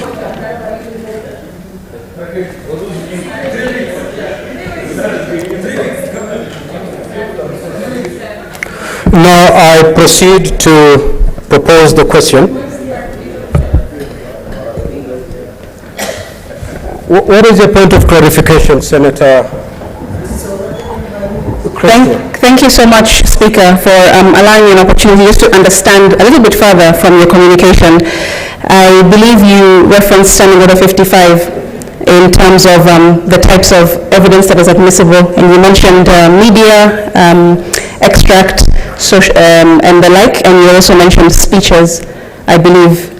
If that is correct, Speaker, and if I heard you correctly, the clarification I seek from you is anchored on the debate that's been happening in the 2 days. There are some honorable members who used the speech, the data that was found in the speech that was being debated as part of their submissions and part of their evidence and to support the debate. And those were admissible even after a couple of points of order. And I wondered what types of speeches, if you can clarify for me, Speaker, are admissible and what types of speeches are not admissible. Thank you. Thank you, Senator Asige. Of course, the speech that was being debated here is the speech that was done in Parliament, and therefore there is no way we could have proceeded with the motion without the speech. The speeches that are being contemplated and our standing order are speeches that are made outside the floor of this House. Speeches that are made in social gatherings that have no bearing whatsoever with the proceedings of the House. For example, if this weekend you proceed to your rural home and there's a social gathering and somebody rises to make a speech, you cannot then take that speech or you cannot quote that speech as evidence to buttress your claim before this House. That is the distinction between the speech that we're debating and the speeches that are inadmissible before this House. So allow me to, yes. Mr. Speaker, I would appreciate if you could clarify. Under Standing Order number 122, gross disorderly conduct, 1 E deliberately gives false information to the Senate. And then, Mr. Speaker, sir, 122(2). If indeed, as you have ruled, it looks like the information that the Senator from Nairobi gave us, and from his language and attitude, it was deliberate, was not factual. Mr. Speaker, it therefore invites you under this standing order to clarify whether in asking the Senator to leave the chamber, you are enforcing 122(2)A, or you are enforcing 122(2)B. Senator Boni, the punishment for failure to substantiate is contained in Standing Order 105(2). That is where the punishment is prescribed for a senator who fails to substantiate. And it reads, if a senator has sufficient reason to convince the Speaker that the Senate is unable to substantiate the allegation instantly, the Speaker shall require that such senator substantiate the allegations not later than the next sitting day, failure to which the senator shall be deemed to be disorderly within the meaning of Standing Order 121, not 122, 121, unless the senator withdraws the allegations and gives a suitable apology if the senator so requires. So the punishment for failure to substantiate is prescribed under Standing Order 105. And that is, you go to Standing Order 121(2), where the senator may caution or order the senator to withdraw from the presence of the Senate for the remainder of the day's sitting. That is the punishment for unable to substantiate. And that is exactly the punishment that I've meted against Senator Sifuna. He had to withdraw for the remainder of today's sitting as prescribed, as pursuant to Standing Order 105(2), read together with 121(2)B.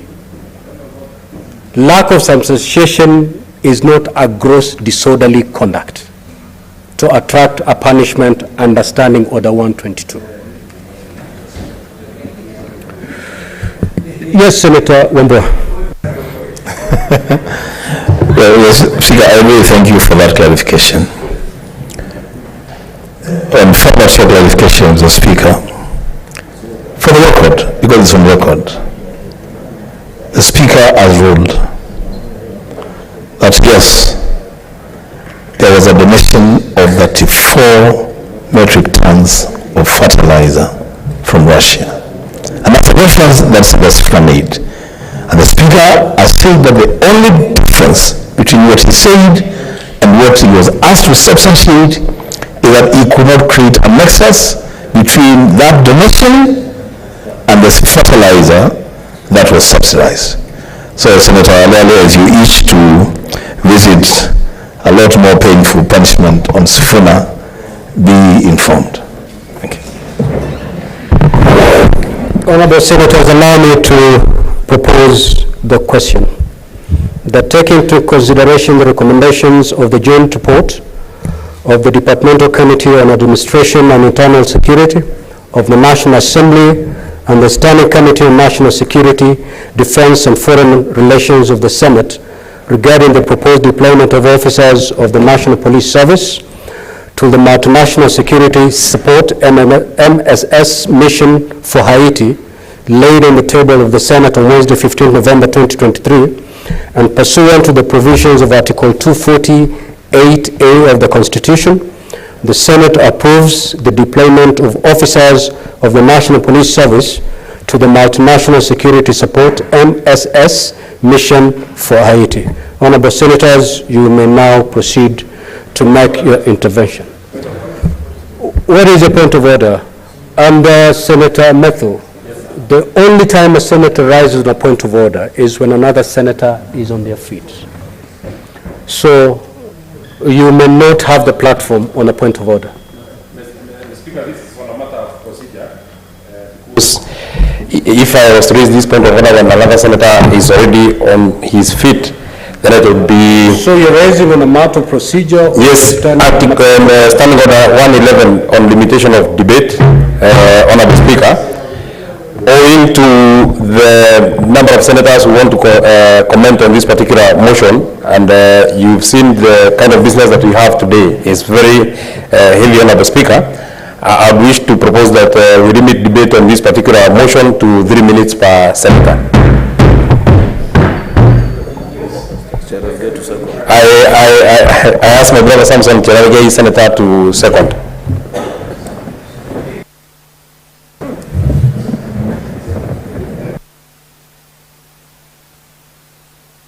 Your motion has no second.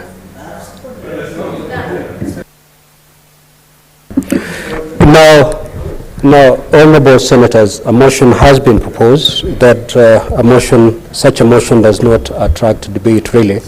I will straight away proceed to put the question, which is that time be limited to 3 minutes per speaker, per senator standing to speak on this particular matter. As many as of that opinion say aye. Aye. As many as of the contrary opinion say nay. Nay. The ayes have it. Senator Osotsi.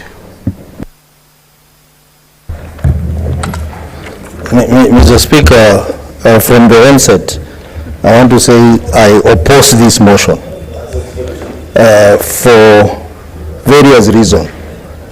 Mr. Speaker, this motion is pegged on Article 240 of the Constitution, which says that the National Security Council, that is 248, the National Security Council may, with the approval of Parliament, B, approve the deployment of foreign forces, forces. Mr. Speaker, I think the committee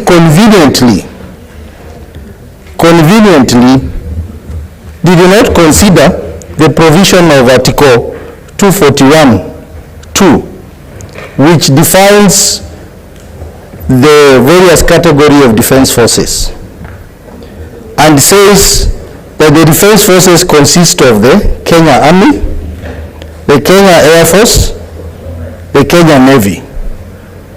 In this case, Mr. Speaker, the National Police Service is not mentioned. So, if you look at the constitutionality of this motion, it is unconstitutional. And I want to beg my colleagues, you may be rushing to approve this motion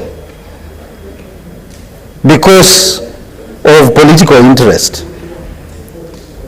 But we have lived in this country to know. What is your point of order, Senator Cheriot? Mr. Speaker, did you hear Senator Osotsi cast aspersion on the conduct of colleague senators? Under what standing order? Standing order 101, let me just be sure.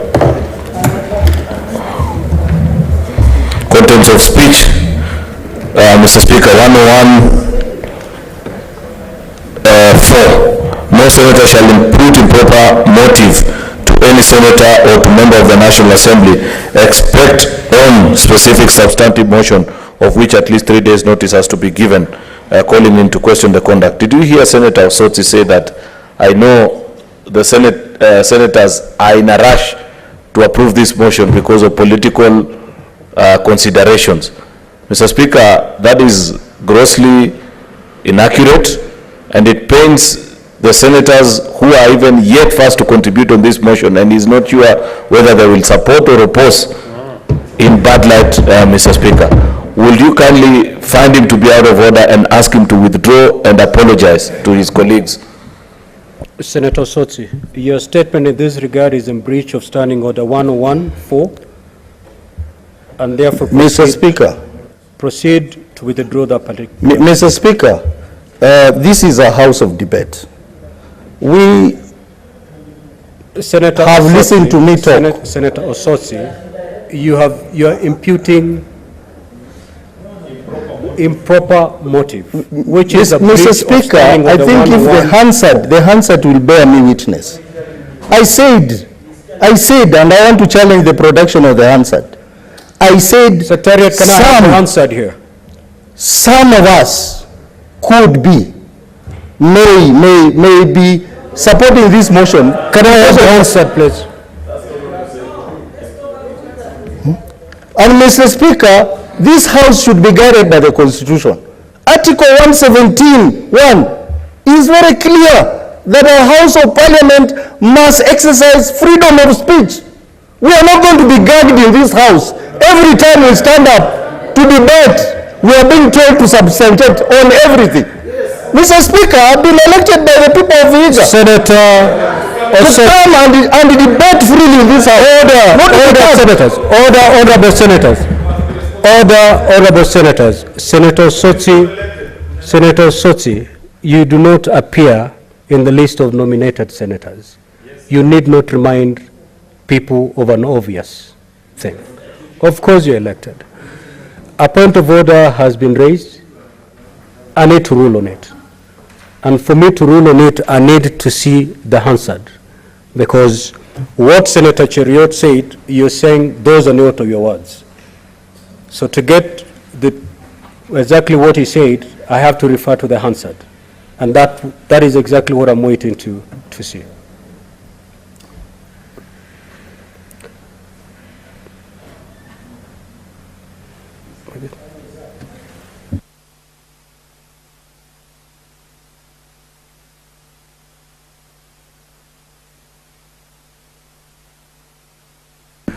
Okay, I will allow you to proceed. In the next 1 hour, the Hansard will be made available, and I will go back to we shall revisit the point of order. Mr. Speaker, I don't run away from issues. I've been known for that. I will confront the issues. Mr. Speaker, I will say that this motion is unconstitutional because the committee conveniently did not look at the provisions of Article 241(2) that list down the forces in this country. And the police, the National Police Service is not listed as one of the service, Mr. Speaker. So under what provision of the Constitution is this motion being brought before us to pass, Mr. Speaker? Mr. Speaker, secondly, I have looked at the list of countries that are sending troops to Haiti. In Africa, the list reads like failed states: Burundi, Chad, and Senegal. Mr. Speaker, Kenya is a serious country in this continent. There is a serious country. Allow the senator to make his contribution in silence, please. Can you protect me from my friend, the Cheriot? Mr. Speaker, we cannot put ourselves among the failed states, but we are now going to protect another failed state. Mr. Speaker, even one question that you need to ask: what is this moral obligation? Senator Sigay. Senator Sigay.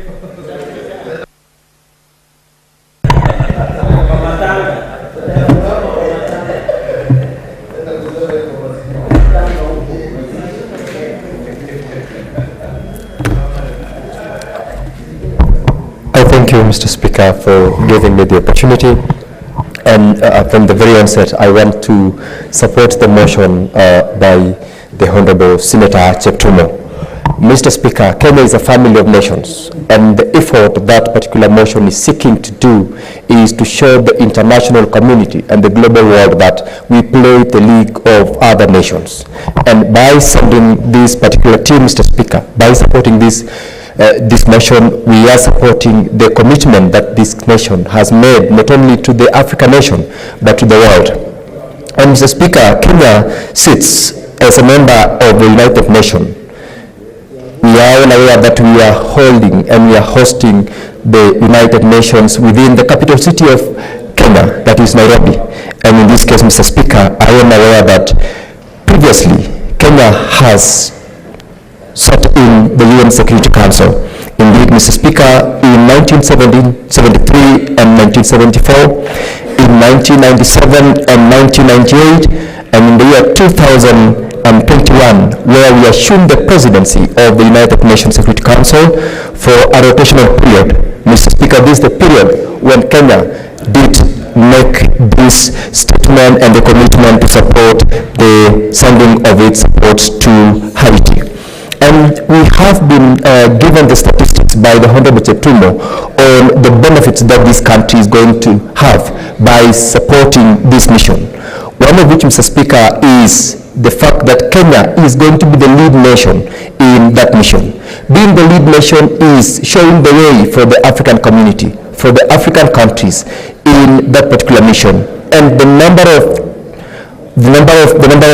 officers who are going to be sent, Mr. Speaker, are our brothers and sisters who are not only going to also experience a new world out there, but will offer the training and support, both in terms of capacity building and ultimately supporting the city or the people of Haiti in building their country to a better nation. Mr. Speaker, it is not lost that this is a mission and this is a commitment that this country has made, and it is a show of solidarity with the rest of the members of the United Nations, and this is one of the ways with which we will expand the global name and the global status of this country in the rest of the family of nations. Mr. Speaker, I truly support this and encourage this House to ensure that in the shortest time possible, this mission.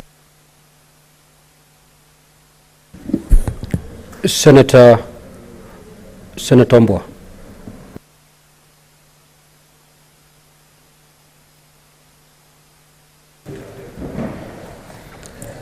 Mr. Speaker, I thank you for this opportunity to also make a contribution to this motion, and request my colleagues led by the majority leader to just allow members to debate. The majority will carry the day and will be bound by the decision of that House. Mr. Speaker, those of us who have some little understanding of the operations of the United Nations peacekeeping missions, we know that, Mr. Speaker, Chapter 7 of the UN Charter on Peacekeeping is the harshest of all the chapters. In fact, under Chapter 7, the peacekeeping troops that are deployed are allowed to use military force to enforce peace and order. In real sense, they are actually combatants, as opposed to a deployment under Chapter 4, Chapter 6, which should allow free and smooth passage of human beings, of food, of services for victims of the conflict. The Speaker, what we are doing by passing this motion is deploying our officers from the National Police Service to go and do battle in Haiti. The assessment mission that we sent to Haiti, Mr. Speaker, before this deployment was met with serious open aggression by civil society groups and other social movements in Haiti, who said, do not send your troops here. We want to deal with our problems in-house. Mr. Speaker, it is okay and it is true to say that the Kenyan government will not spend any money in this deployment. The Kenyan government is spending a lot more than money in this deployment.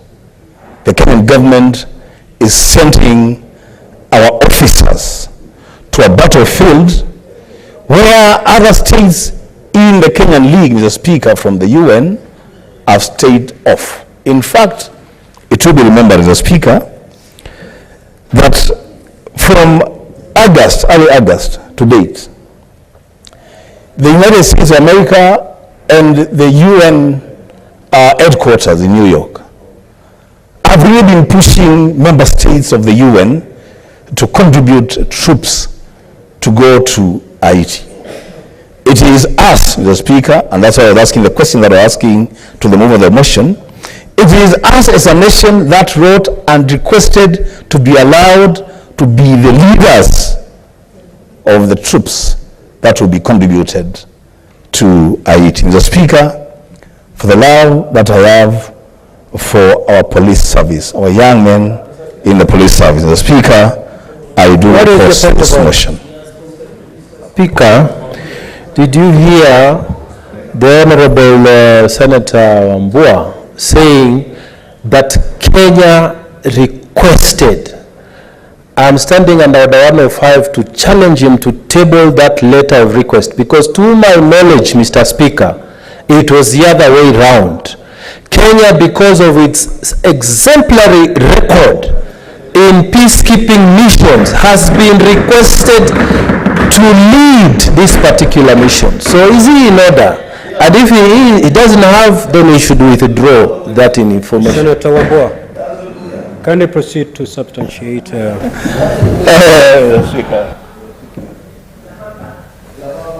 Mr. Speaker, in a different situation, you would have ruled that the Senator has already concluded his debate. But because you have asked me to substantiate, Mr. Speaker, I will say those are just semantics. Whether we requested or we did not request, the fact is we are sending our men and women into the battlefield. As a Speaker, for the comfort of Senator Mugatama, my neighbor, I withdraw the statement on the request. That is not to say we did not request. Senator Wambua, you basically haven't withdrawn that statement, if I got you correctly. So just proceed with the draw, we make progress. Mr. Speaker, I withdraw and duly apologize to Senator Mugata. Senator Chirange.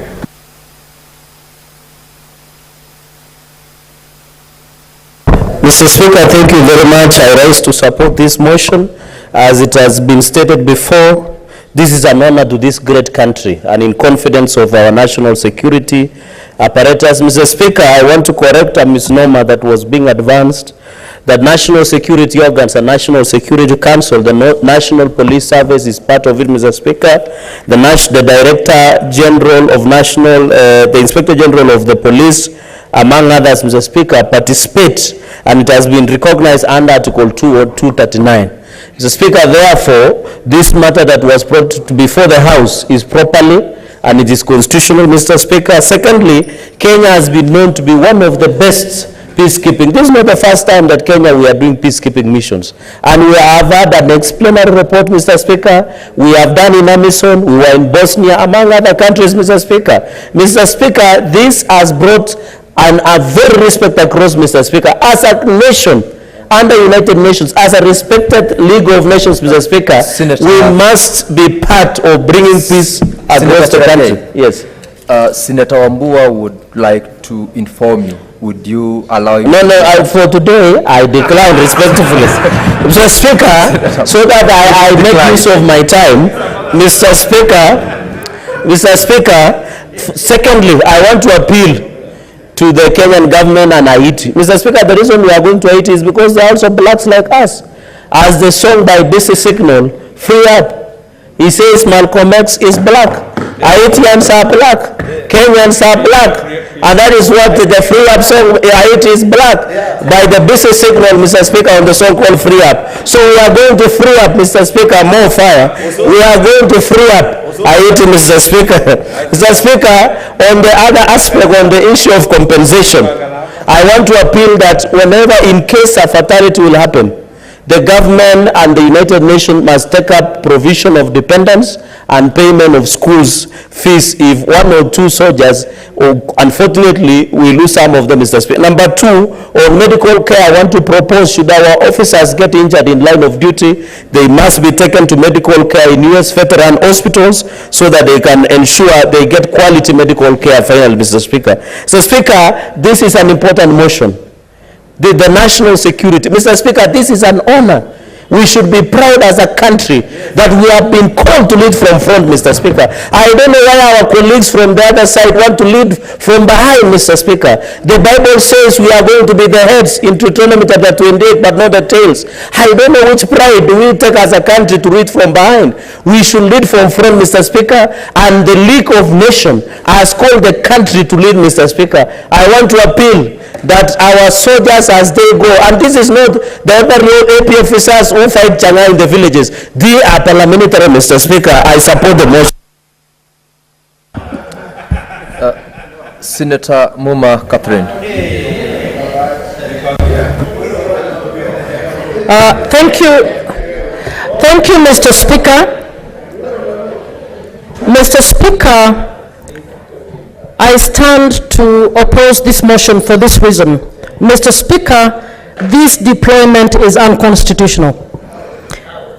That's exactly what I'm going to demonstrate. Mr. Speaker, the Constitution of Kenya at Article 241 talks about the defense forces, and the defense forces do not include our police service. Mr. Speaker, under Article 240, it is contemplated that Kenya can deploy forces for external purposes. It does not mention that we can deploy the services for external purposes. Mr. Speaker, I have also read the Police Service Act, and I have looked at the functions of the police in the Police Service Act. Mr. Speaker, the functions of the police under the Police Service Act do not include carrying out work that is outside of Kenya. It provides for that internal security. It also provides for emergency being deployed for emergency purposes. It also provides that these forces, the services may be deployed in the defense of Kenya. Mr. Speaker, I have read the UN Charter, Article 43 and Article 45. I think the motion was wrong, or the motion seconder was wrong to make reference to Article 45 of the UN Charter. The Article 45 of the UN Charter requires that state parties shall make available air forces contingencies to assist. It does not contemplate that police services will be provided. Now, assuming that this will be ignored and the services will be provided, Mr. Speaker, the detail in terms of, we have not been told which units are being deployed. Is it GSU? Is it which one? We've not been told whether they are being trained together. We have not been, I think my 3 minutes are not over, but I guess I'll just proceed and finish. I put on the clock and I can see it's gone. Mr. Speaker, this motion has not brought clarity on exactly who's being deployed, and if you see whoever is supposed to lead and to deputize are of the same. Senator Nderitu John Kinywa.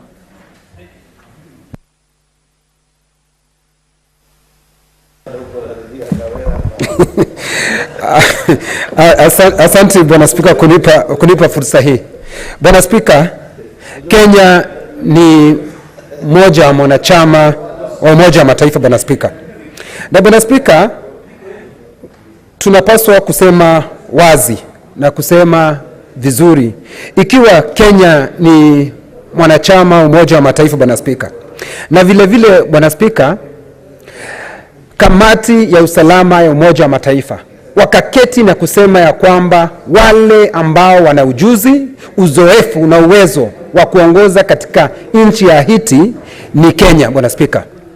Bwana Spika, badala ya vile ninavyosikia ndugu zangu wa upande wa upinzani wakisema ya kwamba tunapaswa kupinga, wanapaswa kupongeza askari polisi wa nchi ya Kenya, Bwana Spika, kwa kuteuliwa na kuambiwa wao ndio watakaoongoza kwa sababu wana uzoefu na ujuzi, Bwana Spika. Bwana Spika, kabla hata sisi kupitisha mswada huu, Bwana Spika, nimekuwa nikipigiwa, Bwana Spika, na askari polisi ambao wana uzoefu, Bwana Spika, wanasema wanangoja, Bwana Spika, tupitishe mswada huu, Bwana Spika, ndiposa wizara ya masuala ya mambo ya ndani, Bwana Spika, waweze kuwatuma waende kufanya ile kazi, Bwana Spika, ambao wanaijua zaidi. Bwana Spika, hawa askari wanaofanya hizi simu wanazopiga, Bwana Spika, ni kwa sababu wameona, Bwana Spika, ndugu zetu askari ambao wameenda katika... Senator Eddie, what's your point of order?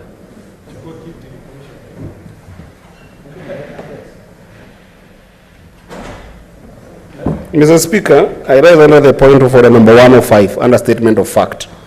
And combined with point of order number 101, which is imputing improper motive, and that also discourages us from discussing people in this house. Mr. Speaker, is it in order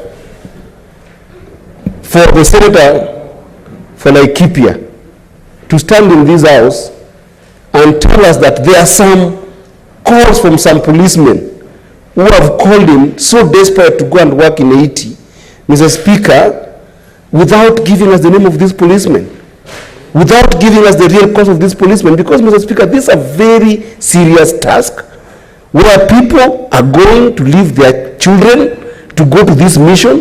People are going to leave their wives to go to this mission.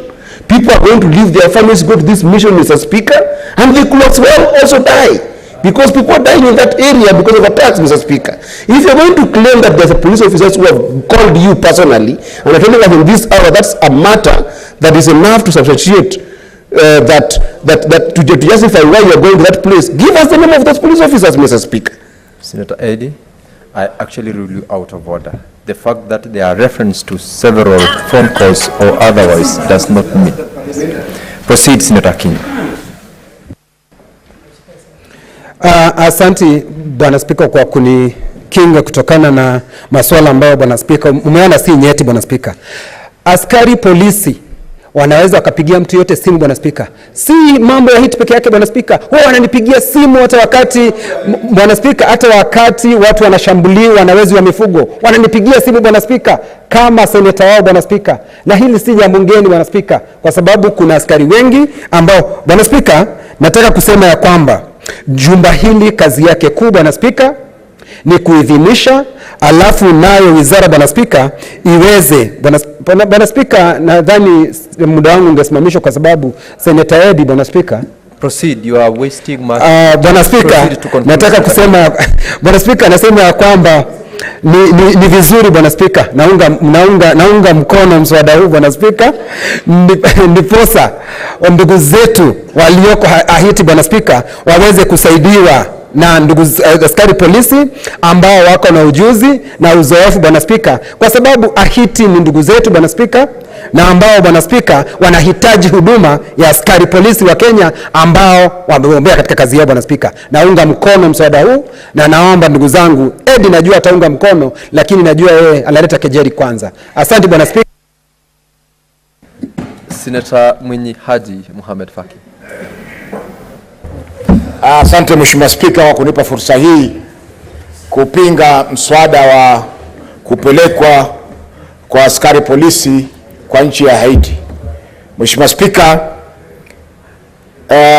ukiangalia katiba katika kifungu cha 240 na 41, majeshi ni tofauti na askari polisi.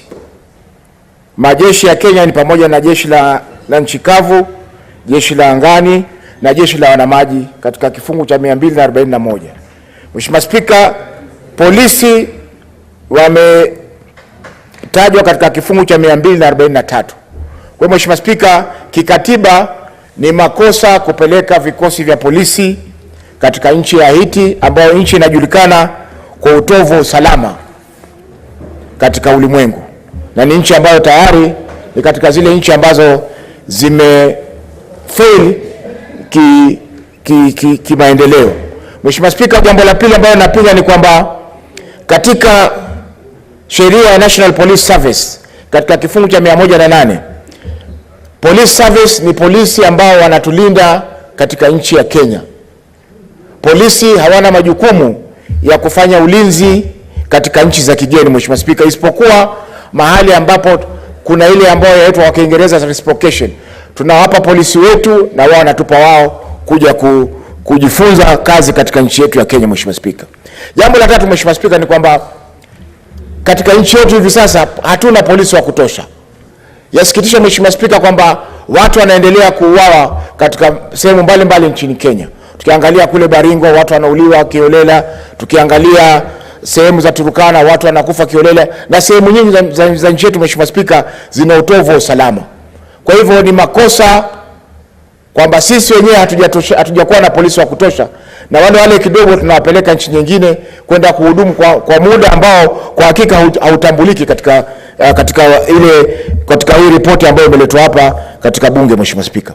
Jambo la tatu, Mheshimiwa Spika, ni kwamba sisi wenyewe kama Wakenya hatuna askari wa kutosha. Tukiangalia kama kule Mombasa utapata benki nyingine zinalindwa na askari wa jela. Askari jela wanasaidia ulinzi katika mji wa Mombasa, Mheshimiwa Spika.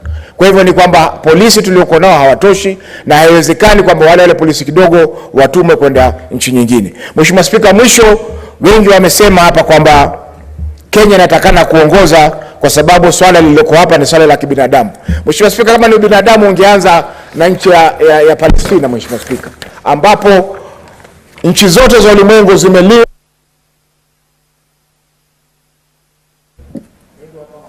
Senator Esther Okenyuri.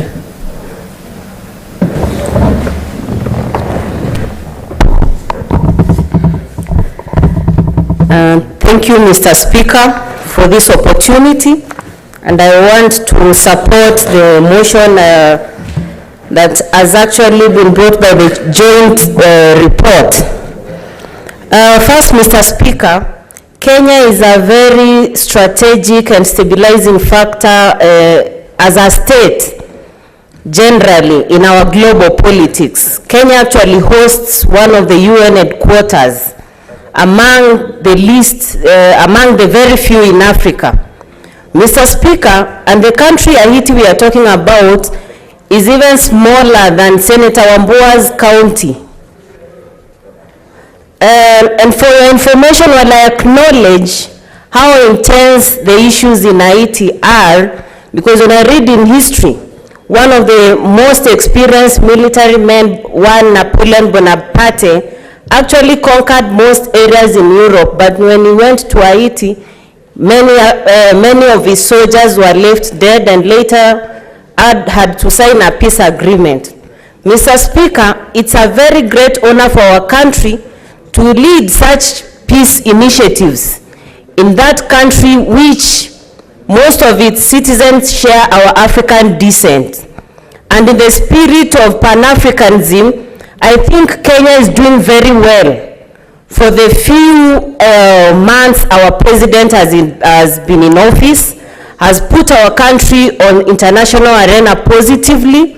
When this news actually came, most of the world media was mentioning us across the continent. Mr. Speaker, it's one of our international obligations as a country to actually commit to peacekeeping initiatives. It's not happening for the first time. In the years 2000, our country has sent their troops to Sierra Leone, Liberia, under the stewardship of General Daniel Opande. So I do not understand why this should be causing alarm to our colleagues on the other side of the divide, because it's not a new thing in this country. Mr. Speaker, finally, as we actually observe whatever is happening in Haiti are humanitarian issues. We do not want to watch genocide happen. We do not want to lose young children. We do not want to lose women who are the most affected when war happens. I hope for the first time we are going to defeat the gangs, because this is a country that has just killed one president, not two presidents, 5 sitting presidents. So I'll be looking forward to seeing what the joint... Senator Mogeni Eric Okongo.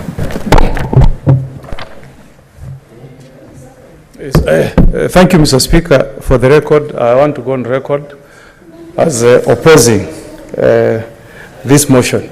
You know, Mr. Speaker, I want to speak to the police officers as my sisters and my brothers. And as a country, before we send citizens who have a registration bearing an identification as Kenyans, we need to think about their safety, Mr. Speaker. Mr. Speaker, even if you wanted to try to travel to Haiti today as an ordinary citizen, Mr. Speaker, you will be warned that Haiti is a very unsafe country to go to. Why? As we speak even now, Mr. Speaker, people are being murdered, people are being kidnapped, there is war everywhere. There is no place that is safe in Haiti. And some of these things you learn. The Americans were warned not to go to Somalia in 1992, 93. They persisted, sent their soldiers to Somalia. They were butchered, killed like chicken. So when you are sending our brothers, sisters, our children to Haiti, think about their lives. Are they going to come back alive, or we are going to receive corpses at the airport? Mr. Speaker, it's a good thing, and nobody opposes, Mr. Speaker, sending people to UN missions. But don't send our children, our brothers, to countries where they will be murdered, Mr. Speaker. Haiti is unsafe. Even a president in Haiti is not safe. How can a police officer be safe? These are not even soldiers, Mr. Speaker. We are being extremely sensitive. Especially we, as the representatives of people, we are being very sensitive, Mr. Speaker. So we want to go on record, Mr. Speaker, and time will vindicate us. I'm strongly opposed to this idea of sending our children to Haiti. As we speak today, the only presence we have of America in Somalia is through the bombings they are doing there against the Al-Shabaabs and the likes. We should be leaders who think, reflect, and assist our president in making the right decisions, Mr. Speaker. We are not here just to rubber stamp what the executive wants. We are here to act in the best interest of the people we represent. The people who are going to Haiti could be my brother, could be Raila's brother, Mr. Speaker. Don't we think what exposure we are giving these Kenyans, Mr. Speaker? You know, Mr. Speaker, even health care does not work. Health care does not function in Haiti. These guys speak a language, I don't know, called Creole. It's not French, it's nothing. You can't even communicate, Mr. Speaker. So, Mr. Speaker, I'm sad. I'm speaking as a very sad Kenyan this afternoon, that we are just making statements, but we don't care about the lives of these guys you are sending to Haiti. You can look at what has... Your time is up, Senator Omogeni. Senator Karungo Thangwa.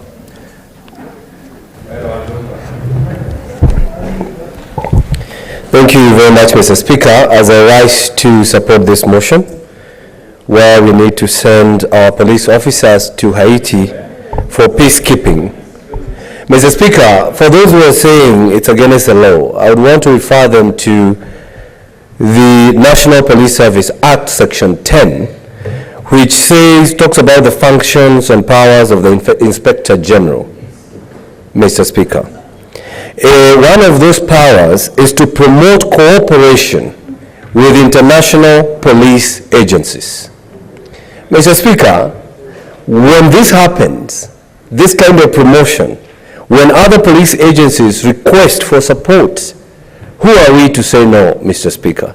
Because I do not really understand those who are saying that we should not send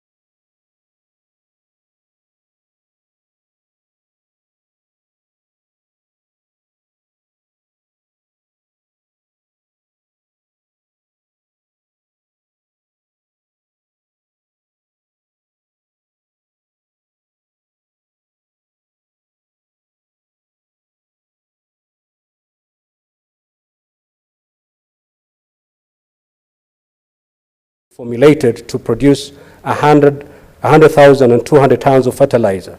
This will help Kenya a lot to get a good harvest this year. Now, honorable senators, while it is clear that there was a donation of fertilizer from the Russian government to Kenya, no nexus is shown between that donation referred to and the subsidized fertilizer as alleged by Senator Sifuna. To meet the test of substantiation, Senator Sifuna needed to show the link between the donation and the subsidized fertilizer. He has not. The final document tabled was the annual report and financial statement of the Central Bank of Kenya for financial year 2020-2023. This document indicates the financial position and performance of the banking industry in Kenya. It was presumably presented to buttress the contents of the newspaper articles in support of the allegation that the default rate of the Hustler Fund was higher than that of the commercial banks. Needless to say, the purported substantiation by use of newspaper articles having been disallowed, this supporting document similarly collapses. In any case, I see no connection, no reference made to the Hustler Fund and any comparison between the Hustler Fund and the regular commercial lenders in the central bank report. Honorable Senators, accordingly, I find and rule as follows. In respect of the challenge by Senator Mohamed Chute, MP, to substantiate the claim relating to fertilizer, Senator Eden Sifuna, MP, has tabled evidence to show that indeed some fertilizer was donated to this country, but has failed to establish any link between that donation and the subsidized fertilizer. Therefore, this claim has not been substantiated. In respect to the challenge by Dr. Boni Halali, MP, to substantiate the claim that it is not true that the government had employed one of 3 community health promoters, CHPS, Senator Sifuna did not table any evidence or provide any explanation to substantiate this claim as was required. The claim was accordingly not substantiated. In respect to the challenge by Senator Veronica Maina, MP, to substantiate the statement that default rates of the loans borrowed under the Hustler Fund are higher than those than the ones of the commercial banks, again, Senator Sifuna did not table evidence to support this claim. The claim was accordingly not substantiated. Now, honorable senators, following the tabling of the documents by Senator Eden Sifuna, MP, and in accordance with my findings in relation to the admissibility or otherwise of these documents, and the failure to meet the threshold of substantiation in respect to the claims made, I now require Senator Eden Sifuna, pursuant to Standing Order 1052, to withdraw and apologize in respect of the claims that, 1, some of the subsidized fertilizer came into the country as a donation from the government of Russia. B, it was not true that the government had employed 103 community health promoters, CPH. And finally, the default rates of the loans borrowed under the Hustler Fund are higher than the ones of the commercial banks. I proceed to caution, as provided in Standing Order 1052, that failure to withdraw and apologize will result in Senator Eden Sifuna being deemed to be disorderly within the meaning of Standing Order 121. Senator Sifuna.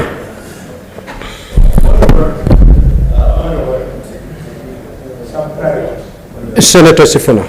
Mr. Speaker, this is a hill that I am determined to die on. My conviction is right. My conscience is clear.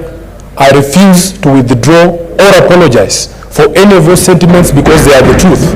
And Mr. Speaker, allow me to see myself out in lines of Standing Order 121 2B. You don't need to bother yourself. I'll just walk out. Kindly proceed. Thank you, sir.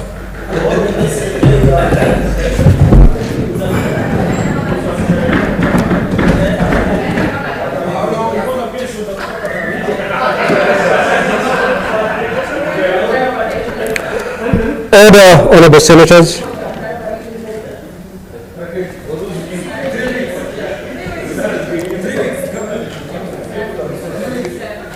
Now I proceed to propose the question. What is your point of clarification, Senator? Thank you so much, Speaker, for allowing me an opportunity just to understand a little bit further from your communication. I believe you referenced Standing Order 55 in terms of the types of evidence that is admissible, and you mentioned media extract and the like, and you also mentioned speeches, I believe. If that is correct, Speaker, and if I ya pili, nataka nikuambie katika Biblia kuna wale ule mama na ule mwingine walikuwa na mtoto wakaanza kupigania.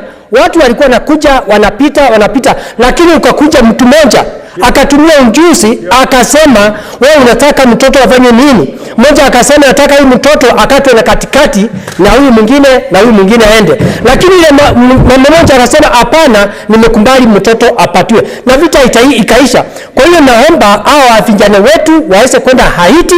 Ile kitu tunafaa tujivunie ni kuwa hatukusema waende, ni kwa sababu sisi Kenya iko imara na inajua mambo ya vita, tumeulizwa tuweze kusaidia ndio umoja uonekane.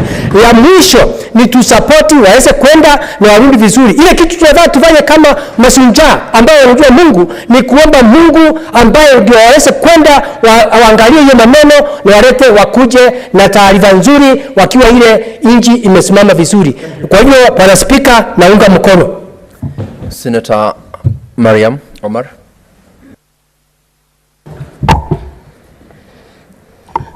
Thank you, Mr. Speaker, sir, for giving me this opportunity. I stand to support this motion. Mr. Speaker, this is not the first time we are sending our troops for the peacemaking, to peacekeeping. Mr. Speaker,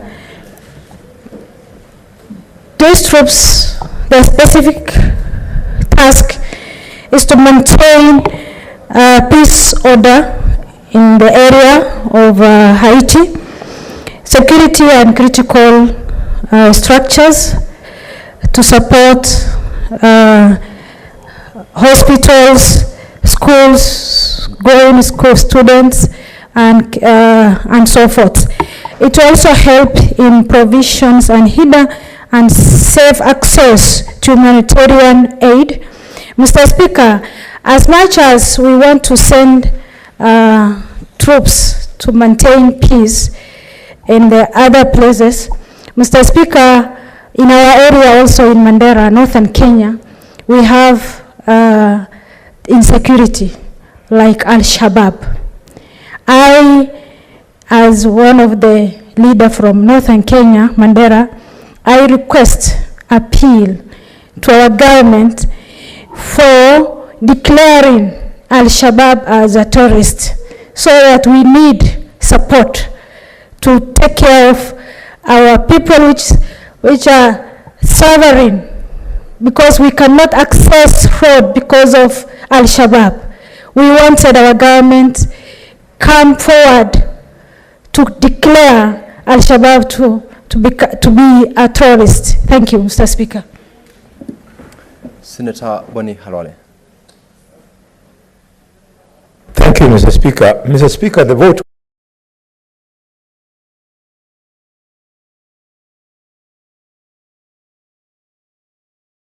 is bigger than legalese. Humanity, Mr. Speaker, is bigger than the UN Charter. It is bigger than international protocols. And yes, Mr. Speaker, humanity is bigger than the constitutions of the nations of the world. Humanity is human beings moving collectively. Human beings rising in a humane manner for benevolence, Mr. Speaker. Mr. Speaker, as we reflect on this, it's not different from where we normally find ourselves as professional doctors. You go into an area where there is disease that is killing people, but you go there to stop the deaths. It is because of humanity that people brought us vaccines and drugs when COVID-19 was wiping out Kenyans. It is because of humanity that we shall be taking our young people, who I would advise they get the elite ones from the General Service Unit, GSU, to be the preferred officers who will go to Haiti. And Mr. Speaker, our understanding is that our officers are not going to fight. they are going to sit there to create a buffer so that militia A that fights militia B can find a middle ground of people who allow them to see sense. Mr. Speaker, whether we like it or not, we must accept that when it was difficult for us in 2008, 2007, we needed the international community for peace and order to restore in Kenya.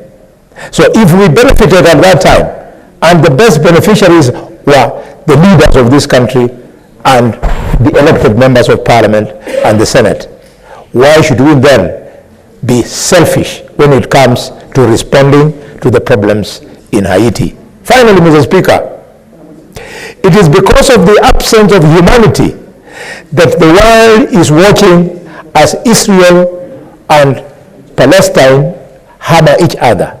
But humanity, if it steps in, we will tell either side, we will tell both sides that we stand to benefit more if there is no Palestinian child crying, if there is no Israeli child crying.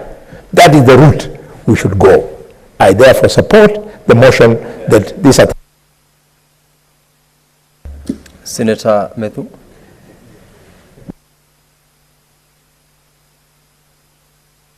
Thank you very much, Honorable Speaker. I also rise to support this particular motion. And Honorable Speaker, by this House passing this particular motion, it will become an endorsement to the vote of confidence that has been voted on our forces by one of the highest security organs in the world, the United Nations Security Council, that said that for Haiti to gain stability, the forces of the Kenya Police Service must be involved. Honorable Speaker, as my colleagues have mentioned, it's not the first time that the Kenyan force is being called to go and restore peace and order. Since 1989, our police service has been involved in very many peacemaking missions. Our police have been in Darfur, our police have been in Sierra Leone, our police have been in Namibia, many missions, I think 10. This shall become the 11th, Honorable Speaker, that our Kenyan police will be dealing with. Honorable Speaker, an injustice to a black person is an injustice to every black person everywhere, be it in Haiti, be it in Kenya. And being called to lead, Honorable Speaker, as a country that shall become the lead in this particular mission of ensuring that an aggression against black people is a thing of the past, Honorable Speaker, is something that we must take as a country in pride. And we are very honored, Honorable Speaker, that it shall become Kenya in the leading. It shall be added into the list of the missions that have been successful, Honorable Speaker. Finally, Honorable Speaker, in one of the things that has been brought by the Senator Cheptumo Committee is that one of the last things that is happening beyond the approval by the United Nations Security Council is the second condition that we give as a country is negotiation on the welfare of the troops, Honorable Speaker. I think, Honorable Speaker, this is very, very important that we take care of the welfare of the 1,000 policemen that will go to Haiti, Honorable Speaker, that we shall be able to take care of their medical expenses, Honorable Speaker. In the unfortunate event any of them gets injured or even there's loss of life, Honorable Speaker, the government or the United Nations should be able to take care of these particular soldiers, their families, and their dependents, Honorable Speaker, so that it shall not become a curse that we send people, 1,000 of us, to go and bring peace elsewhere, Honorable Speaker, that after it, Honorable Speaker, their families will have the comfort and they will feel proud that... Your time is up, Senator. Senator Mofaya. I stand to support the motion. Honorable Speaker, it's important for this Honorable House to realize that Kenya as a country has the best reputation in the world for peacekeeping forces. Honorable Speaker, this is not the first time that this country has been able to send forces across the world for keeping nations. Bearing in mind that in this country we have the best trained officers across the board, and it is their time, Honorable Speaker, that we have to cry with our brothers in Haiti, because as Honorable Member just said, a peace being inflicted to any black person is just a reflection of what is happening in here today. So, Honorable Speaker, it is my humble submission that I should support this motion that we are supposed to send troops to Haiti to keep peace, because this is a demonstration before, and it's something that Kenya has been doing for the last like 20 years or so. I support. Thank you, Senator. Senator Chute Mohammed Said. Thank you very much, Honorable Speaker. Honorable Speaker, Kenya Police Service is a national body which is in charge of law enforcement in Kenya, not in Haiti. So, Speaker, the Kenya Police Service was formed in 1906. And later on, we had National Police Service, which was established in 2011 under Article 243. Mr. Speaker, in a normal circumstances, you can give to people, anybody, that things you have. If you have something, you can give someone. If you don't have anything, what are you going to give anyone? Why am I saying this? Mr. Speaker, Kenya, okay, let me talk about United Nations recommended ratio of 1 police officer to a population of Kenyans. The ratio is 1 police officer to 450 persons in Kenya. But in our situation now, we have 1 police officer, 1,150 persons. That means the police officers we have today in Kenya is 101. And we need 250 police officers to even manage the people we have in Kenya. We have issues in Baragoi, we have issues in Marsabit, we have issues in Pokot, we have issues in Turkana, Samburu, Lamu, Mandera. We cannot manage. Why are we sending our officers to Haiti? I honestly don't know. And if I am asked today, police officers in Baragoi, police officers were killed, 40 police officers, in a period of about 1 hour. That means we have a problem. How can we safeguard the security and safety of our people in Haiti? I beg to say, when my friend Senator Khalwale is talking about humanity in Haiti, how about humanity in Baragoi, in Marsabit, in Samburu, in Mandera, in Wajir? I beg to oppose Kabisa. It is wrong to send our children there, and I don't like this idea. It is not good.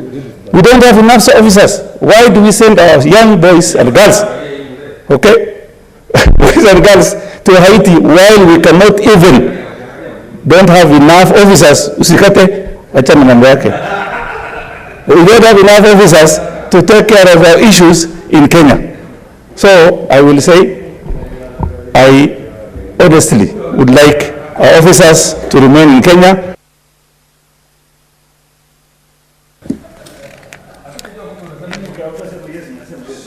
Senator Chute, I've listened to your contributions, and you've been in this house for a while now. Standing Order 92 requires you to proceed in one particular language, either Kiswahili or English or Kenya Sign Language. When you start with one, you conclude with that particular speech. That was a reminder to you so that you are there in your future contributions in the House. Senator Mungatana Buya.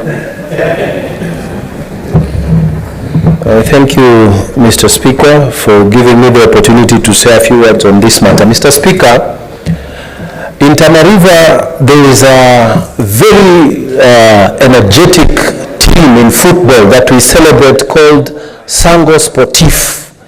And this is the only team that is in League Division 2 from our county. Mr. Speaker, every time they keep requesting for support to go and have experience outside the county, to play with other people who are in another level, so that they gather the experience and become better.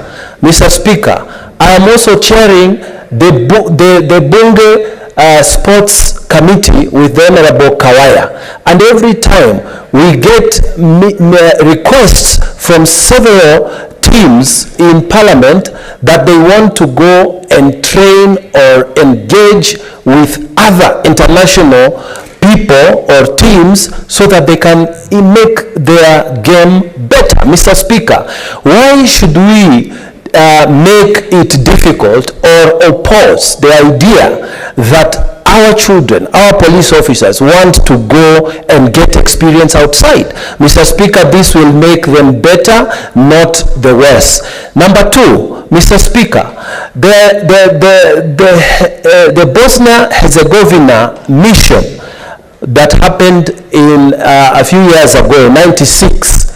Mr. Speaker, some of the soldiers who came back, Mr. Speaker, I remember receiving one in my office, and he told me, I have come back with a lot of money, I want to purchase a house, and I want to make sure that this money I'm using will also be enough to purchase a property. Mr. Speaker, that soldier was coming from a mission that made his life change completely, and to date, Mr. Speaker, that soldier is doing very well. How did he gain his foundation in economic prosperity? It's because, Mr. Speaker, he went outside, he came back with good money, and he was able to invest, and to date, Mr. Speaker, he is doing very well. It is wrong, Mr. Speaker, to politicize this. Allow people their opportunity and chance to develop themselves economically. And Mr. Speaker, I want to finish by saying, those people who are saying Constitution is against this move, I want to remind them that this story of them throwing the Constitution in our face is not the first time. Just yesterday, the day before yesterday, Mr. Speaker, they have been singing here, the opposition saying the Constitution is against the sitting of cabinet secretaries here. They sang, they talked in videos. Your time is up. Your time is up, Senator Mungatana. Thank you. Senator Aaron Cheriot. Thank you, Mr. Speaker. I wish to be quick on this matter. I rise to support this motion. This is a very important exercise that Kenya has signed up for.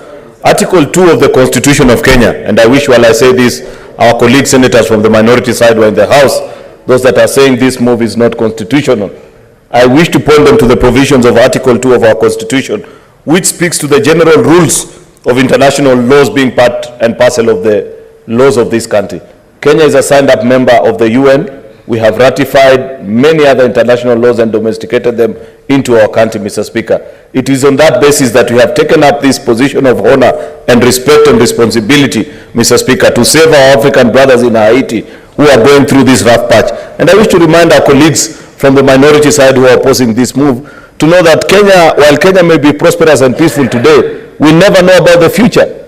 There might be a time that we will also call upon other countries to come and rescue us where we'll be in moments of trouble. This is what you do. This is African culture. When your neighbor's house is on fire, Mr. Speaker, you don't look around and say, oh, because I had a quarrel with my wife, because I've not finished digging up my land. That's not the African cultural ethic, Mr. Speaker. And therefore, I support this move that the government has taking up this responsibility. Kenya is a very respected member of the international community, Mr. Speaker. And that is why we have lived up to this call. And I believe that it is the right direction. Mr. Speaker, like Senator Mungatana has just pointed out, there are many Kenyans who owe their path to prosperity, especially those in the armed forces, to an opportunity such as this where they had an opportunity to go and serve in the international arena. If you go to Nakuru County, for example, there is an entire village known as Sierra Leone, made up of military men who went to serve on peacekeeping mission. Many of them are thriving, they have good lands, their kids have gone to school because of such opportunities. This is what we are talking about when we talk about providing opportunities even for our men and women in uniform. Lastly, Mr. Speaker, I like the submission that has been made by the Mau Mau veterans, Mr. Speaker. Before that, of course, you have seen that there is a whole list of the many times that Kenya has participated in peacekeeping missions, even by use of the police, from 1989, ANTAG in Namibia, Yugoslavia, East Timor, Croatia. Kenya has participated. But I like what the Mau Mau veterans have told this committee, Mr. Speaker, that they just ensure that these people are properly compensated. They cite the 1913 and 1914 peacekeeping mission that Kenya participated in, and how that provided an opportunity for them to live on a path of prosperity. With those many remarks, Mr. Speaker, I support. Senator Abbas Sheikh Mohammed.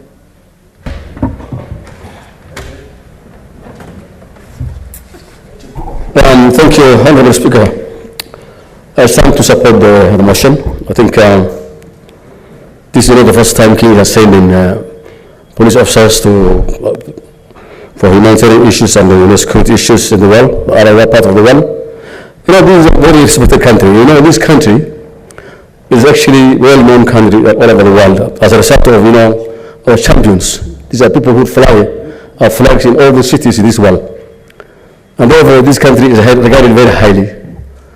And supporting, giving humanitarian support and security to other affected brothers in the world is actually not, you know, costing any, affecting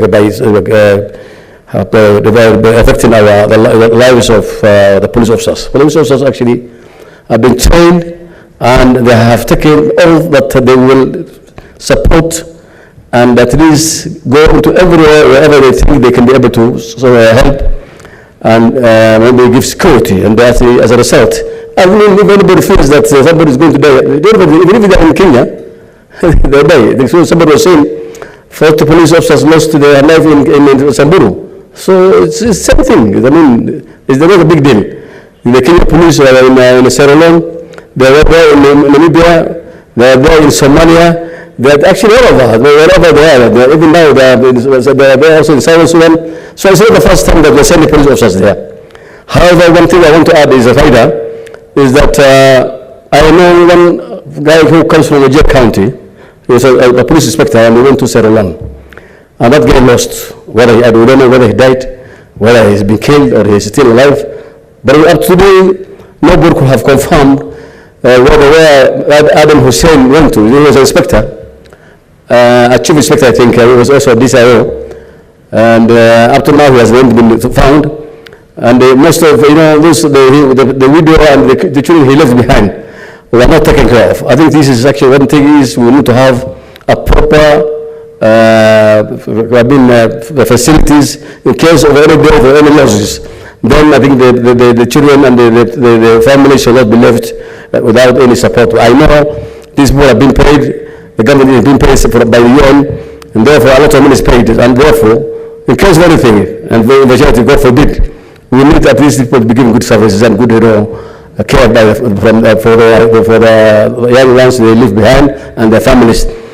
One other thing is actually, I know, all of us here, we know that we're leaders, and whenever there is a mission outside, like the military and the police, they come, most officers come to you and tell you, oh, I want this, but I mean, lastly, Senator Okoiti Omtata. Mr. Speaker, sir, thank you for the brief opportunity. I stand to oppose the motion. First and foremost, this House is not a rubber stamp. This motion should have come before His Excellency made commitments to the international community that he was going to send troops out. It should have come, and then once the consensus is built, then His Excellency could communicate that the people of Kenya have agreed to send troops to the police to Haiti. Number two, our police don't speak French. Haiti is a French-speaking country. I don't know how they're going to operate. Number three, the history of gangs in Haiti is well known. It begins with the interference of the USA in the free expression of the will of the people of Haiti. You have the Duvalier disasters, where we had the Tonton Macoutes. Those are the things that have moved into all these various gangs. I don't see this effort succeeding in the absence of a political solution. And that political solution is to return Father Aristide back to Haiti from exile in South Africa and let the people of Haiti choose their own leaders. There will be no need for all these rankers. But to go about this exercise of saying that Kenyans are going to restore peace in the absence of a political solution is a wet dream that's going to bear nothing. So, we must also remember that all the time Kenya has gone out to keep peace, be it in Bosnia, be it in Sudan, be it wherever, it was as part of a political solution. There was a political agenda on the ground. But in Haiti, there is no political proposal on the ground.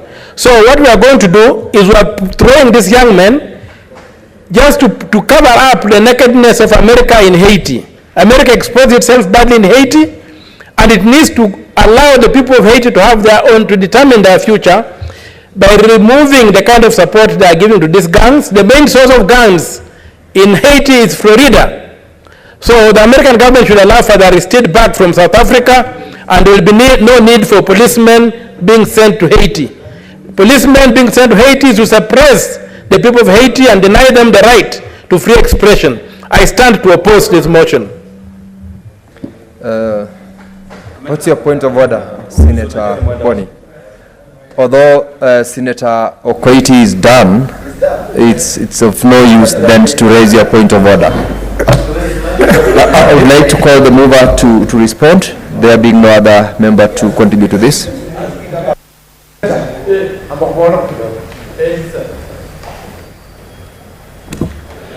Thank you, Mr. Speaker. Mr. Speaker, I have keenly listened to my colleagues during the debate. Mr. Speaker, there are those who opposed and there are those who supported. That is the essence of this House, to debate and give reasons why we are supporting and not supporting. But ultimately, Mr. Speaker, the decision will be for the House to decide which way for this motion. Mr. Speaker, allow me just to briefly clarify certain issues which came out during the debate.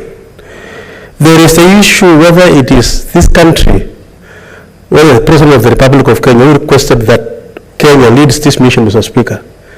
I want to be very clear to this House, Mr. Speaker, and the country, that the official position, Mr. Speaker, is that it is the United Nations Security Council, Mr. Speaker, which requested Kenya to lead the mission to Haiti. It will therefore, Mr. Speaker, be misleading to the public and to all Kenyans for anybody in this House, Mr. Speaker, to allege and give the impression, the false impression, Mr. Speaker, that it is actually the President who requested Kenya to lead this mission. Mr. Speaker, the other issue which I wanted us to clarify is the concern of members about the security and the well-being of our forces when they are in Haiti. Concerns, Mr. Speaker, has been raised about their medical expenses, what happens in case they are killed, what happens with their families, and so on. Mr. Speaker, when the CS Interior appeared before the committee, these are the issues, Mr. Speaker, that members raised, and the minister was able to ably explain to the committee, Mr. Speaker. And Mr. Speaker, the standard of care of our forces when they will be in Haiti, Mr. Speaker, is at the standards of the United Nations, Mr. Speaker, in terms of their welfare. Mr. Speaker, the medical cover, the insurance cover, their dependents, their families, Mr. Speaker, in case of any situation arising. I want to assure the country, I want to assure this House, Mr. Speaker, that after listening to the CS, I have no doubt in my mind, Mr. Speaker, that our forces will receive the highest standard of care in terms of medical and other conditions, Mr. Speaker. So no Kenyan, Mr. Speaker, will be exposed to a situation that is going to leave his or her family exposed.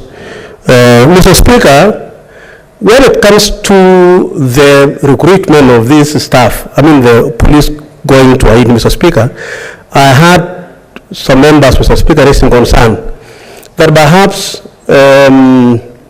How did we decide which officers were to be deployed? Mr. Speaker, let me confirm to the House that the same issue again arose when we had the debate, when we had the meeting with the CS. Mr. Speaker, if you look at paragraph 15 and paragraph 16 of the report, Mr. Speaker, it tells you very clearly the category of the forces. There is the command at the headquarters, and you can see the various categories of police officers in terms of rank. And when you go to page 16, Mr. Speaker, it will tell you the various formations of the members who are to. So it is clear. They are not just moving to Haiti, Mr. Speaker, generally. There's a clear framework in terms of how they should be deployed. And Mr. Speaker, the IG, the Inspector General again was present also in that particular session with the committee, Mr. Speaker, and he was able to clearly explain to the committee, Mr. Speaker, of the formation. And Mr. Speaker, these are not, and we're talking about 1,000 police officers being deployed to Haiti.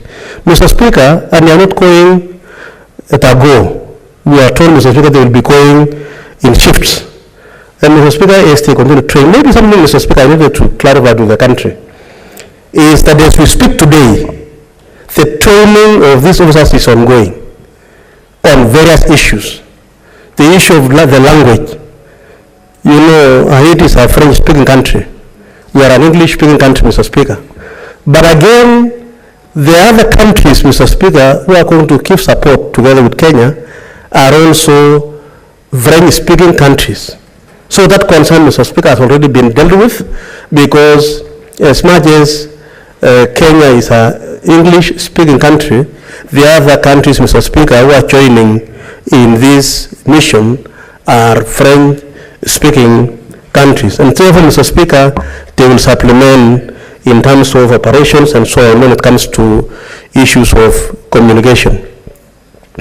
Mr. Speaker, the other issue I wanted just to raise as I conclude is that Kenya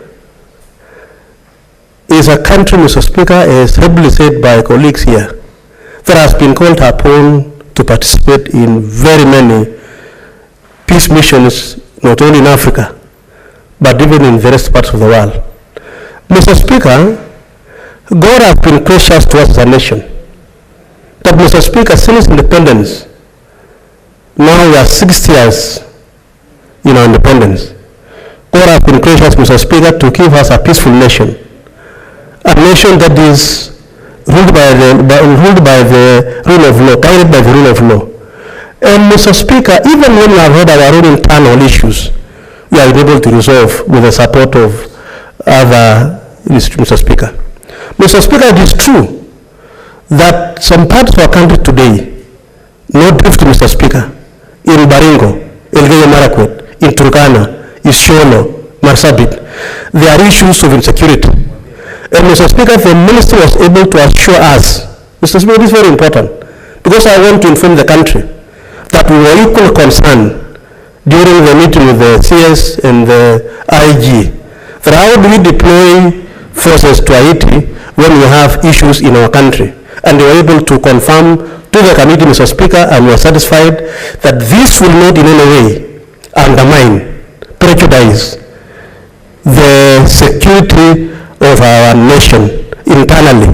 And the minister and the IG were able to assure us that they will ensure that there is peace in every part of our country. And Mr. Speaker, this is very important, because even as a House, and me as the chair of security, it is important that as we deploy, emphasis is given to secure our land, secure every county, every constituency. And so, Mr. Speaker, I beg to reply.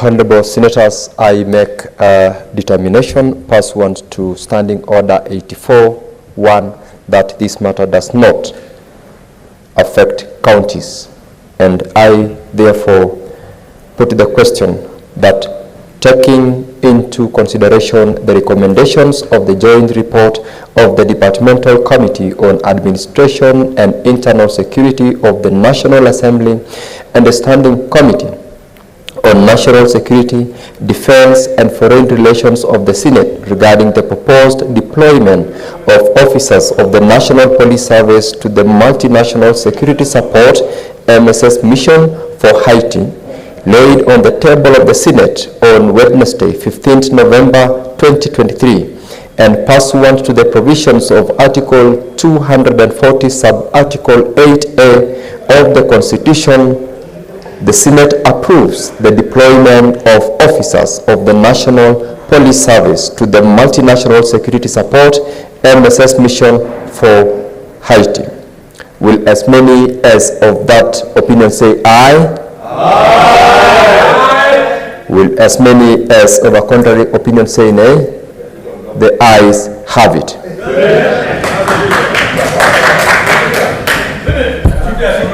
Next order, clerk.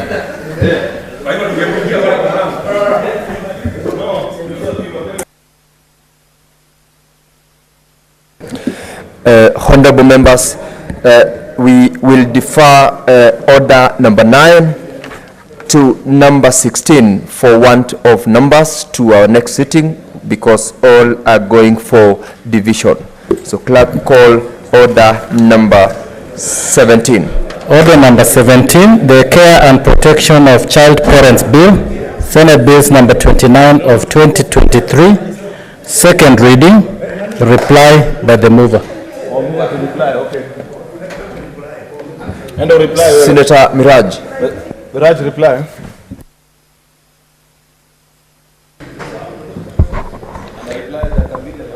Asante Bwana Spika.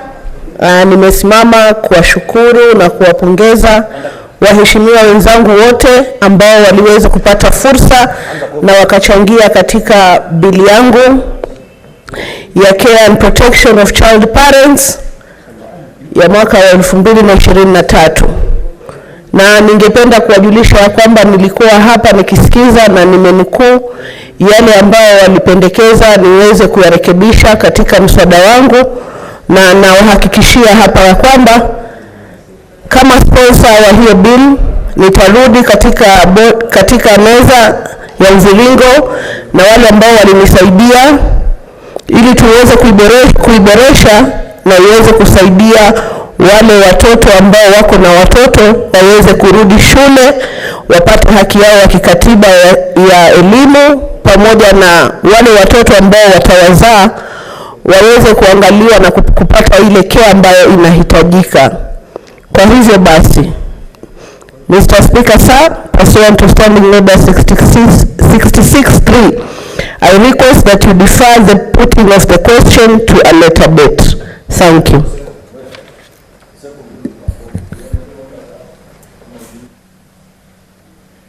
Clerk, call the next order.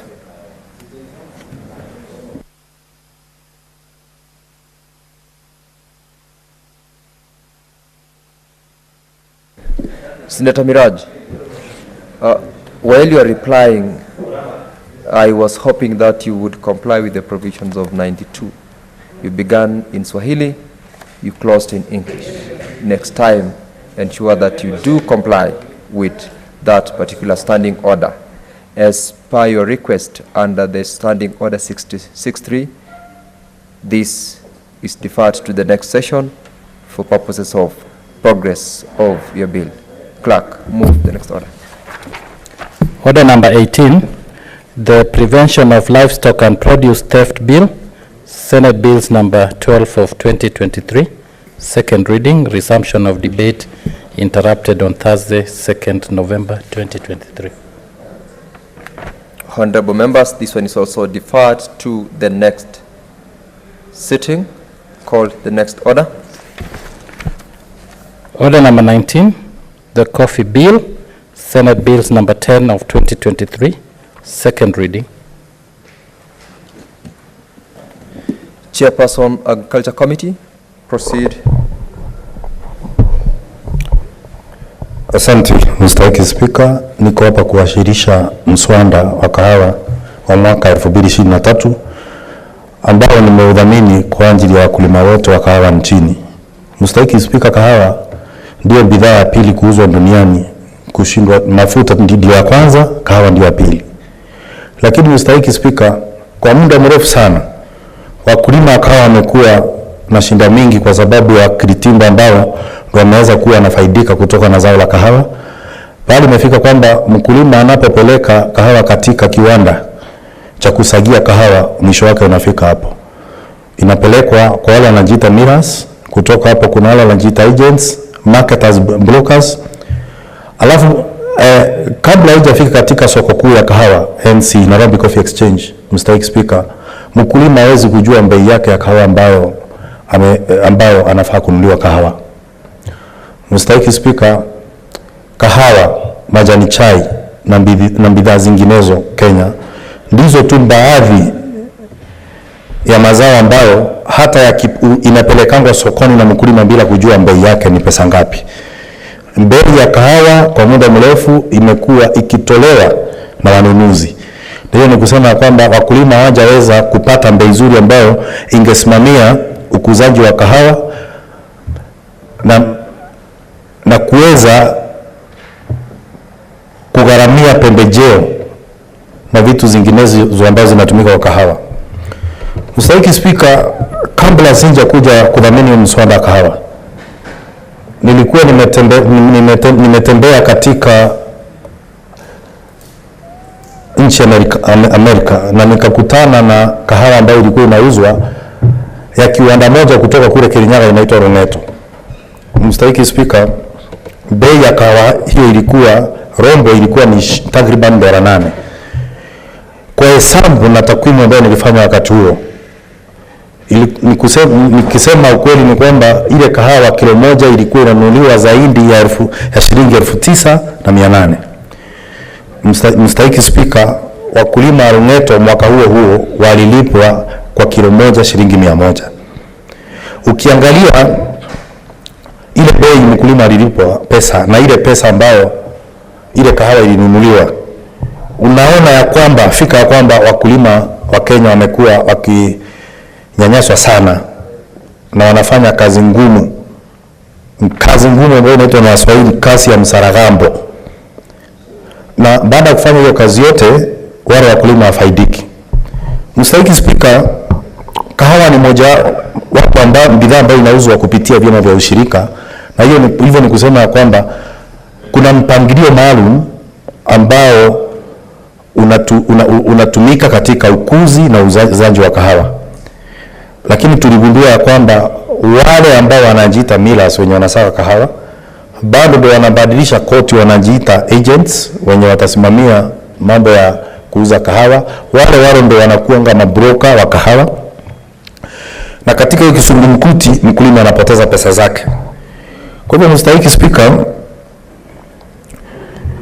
katika huu mswada ambao tumewasilisha katika hii bunge la Seneti, kuna mambo ambayo tunaleta. Moja inaitwa DSS, ambayo kwa kimombo anaita direct settlement system, ambayo pesa ambayo itakuwa inakusanywa, inapokelewa kutoka uuzaji wa kahawa itakuwa inaenda moja kwa moja kwa mkulima, ili kuondoa wale wakiritimba, watu wengi wako hapo katikati ambao wanapangia pesa ya mkulima pasipo kumhusisha mkulima.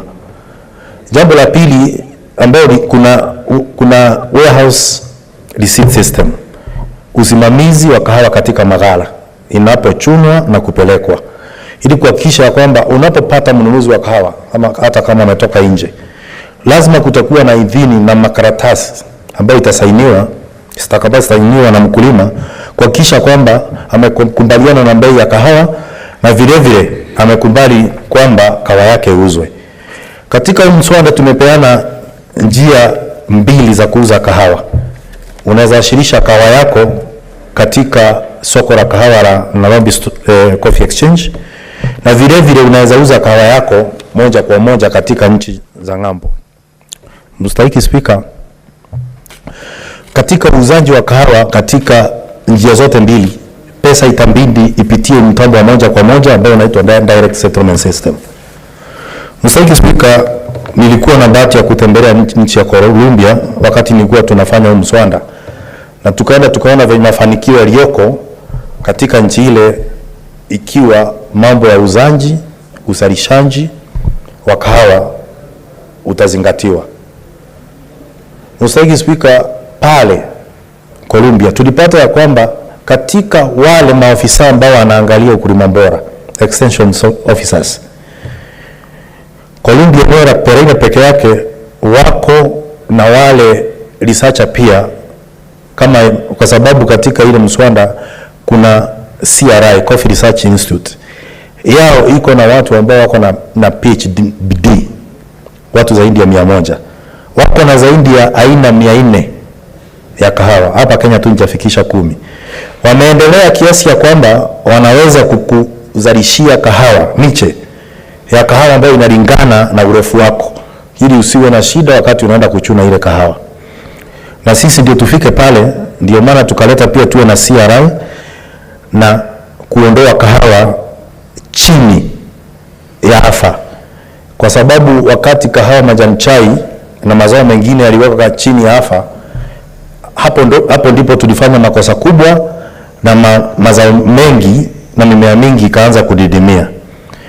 Kwa kuiondoa katika kuwa chini ya afa, Mr. Speaker, tumeiweka chini ya Coffee Board of Kenya, mahali ilikuwa zamani CBK, ili kahawa iweze kupewa, iweze kuangaliwa vizuri venye inastahili, kwa sababu kwa sasa imewekwa katika kikundi moja na ndania, kalela, mchicha na vitu kama hizo, na hiyo ni kusema kwamba chini ya afa hawajaangaliwa vizuri kahawa. Mr. Speaker, katika huo mswada unasema kama wewe umepewa leseni, kama unasaka kahawa ya kuuza, commercial millers, ufai kupewa leseni ya kuwa kama endo agent ama kuwa broker wa kahawa. Kwa sababu gani? Tulikuja tukajua kwamba wale watu ambao wao wakiritimba, ambao cartels walikuwa wameingia katika kahawa, walikuwa wanatumia njia ya kuwa mimi ndio mnunuzi, wewe ndio Mr. Speaker. Senator wa Wajia, Senator ambaye unajua hajui kuongea polepole, kwa hivyo siwezi changia kama bado anaongea. Mr. Speaker, nilikuwa nasema kwamba tulikuja tukajua wale wakiritima bando ndio wanakuwa ndio wanasaka kahawa, bando wale ndio wanajifanya kama ndio agents, wale bando ndio walikuwa brokers, na mahali ilikuwa hata mbaya zaidi, walikuwa bando wanaenda nchi za ng'ambo, wanasajili kampuni ambao wanakuja pia kama wanunuzi. Hiyo ni kusema kwamba kama kuna kahawa imeletwa, tuseme kama kahawa for example ni kahawa ya, kwa mfano kama ya Keberigwi, walikuwa wanaweza kukaa pamoja na kusema hiyo kahawa ya Keberigwi mimi ndo nanunua bei fulani. Hiyo ni kusema alikuwa anaweza kuja wenyewe akajua kahawa atanunua bei gani. So inakuwa ngumu sana kwa mkulima wa kahawa kufaidika, kwa sababu wale ambao wananunua kahawa walikuwa sasa wananyanyasa wakulima. Na ndio tukaonelea kwamba ni vizuri kuwe na sheria nzuri ambayo inalinda wakulima wa kahawa, na ili waweze wakati wanakuza kahawa, wakati wanaenda wameuza kahawa, wakati wanafanya hiyo kazi ngumu, waweze pia kupata faida. Mr. Speaker, nadhani sisi wengi wetu hapa tunakunywa kahawa. Na jambo la kushangaza ni kwamba kama unakunywa kahawa yote ambayo unaweka kwa kikombe unakoroga inaisha katika hizi, kwa kimombo inaitwa instant coffee, hiyo si kahawa ya Kenya, hiyo ni robusta coffee ambayo inatoka kwa majirani. Na hiyo ni kusema kwamba sisi wa Kenya wenyewe hata kahawa yetu hatutumii. Na kwa hivyo katika mswada pia tumesema kwamba kuwe na kodi ya 2% ambayo itakuwa inakatwa kwa kahawa yote ambayo inatoka nje kuja kutumika hapa nchini. Ili katika ile 2%, 1% tutaipeleka kwa Coffee Research Institute ili iweze kuboresha mambo ya kiutafiti kuhusu kahawa. 0.5 itaenda kwa county government ambazo zinalima kahawa, kwa sababu ya miundo msingi ya zile barabara zinatumika pale, na pia 0.5 pia itaenda kwa Coffee Board of Kenya. Mstahiki Speaker, ule mswada uko na mambo mengi sana mazuri, na nadhani maseneta wakati ripoti itakuwa pataweza kuiangalia. Kwa hivyo mimi ningeomba kwamba maseneta wasome ile ripoti kuhusu kahawa, alafu tuweze kuunga mkono ule mswada ili kuhakikisha kwamba wakulima wa kahawa wanasaidika katika kaunti zote zile ambazo zinakuza kahawa, na ni nyingi katika Kenya hii. Mstahiki Speaker, pia katika kamati yetu ya ukulima, ufugaji na uchumi samawati tumefanya miswada kadhaa ambayo inahusisha kila kaunti katika nchi hii, ikiwepo pia marekebisho ya ile sheria ya AFA 53 wa mwaka wa 2013 ambayo ilikuja kusema kwamba makandamia, mbiksa na korosho pia zinafaa kuwa zinauzwa zikiwa zimetolewa maganda ambayo imegandamisha wakulima sana. Kwa hivyo ningeomba maseneta wote ya kwamba kila eneo tumechunga na tuko na sheria ya kuhakikisha kwamba kuna zao ambao linapatia wakulima pesa katika eneo lile. Tuko na mswada wa pamba ambao uliletwa na mwanakamati wangu Beth Nsiongo, niko na mswada wa mchele Rais Bill 2023 ambao nimeleta mimi, tuko na kahawa, tuko na hiyo nimesema hapa ya korosho, tuko na hii ya kuhakikisha kwamba ufugaji pia umeangaliwa. Na kwa hivyo ningeomba maseneta wote kuunga mkono mswada huu ili tushirikiane katika kuokoa wakulima Kenya hii. Na ningeomba Senator wa Kiambu Karungu Wadhangwa kuunga mkono mswada huu. Asante Mr. Speaker. Senator Karungu Wadhangwa.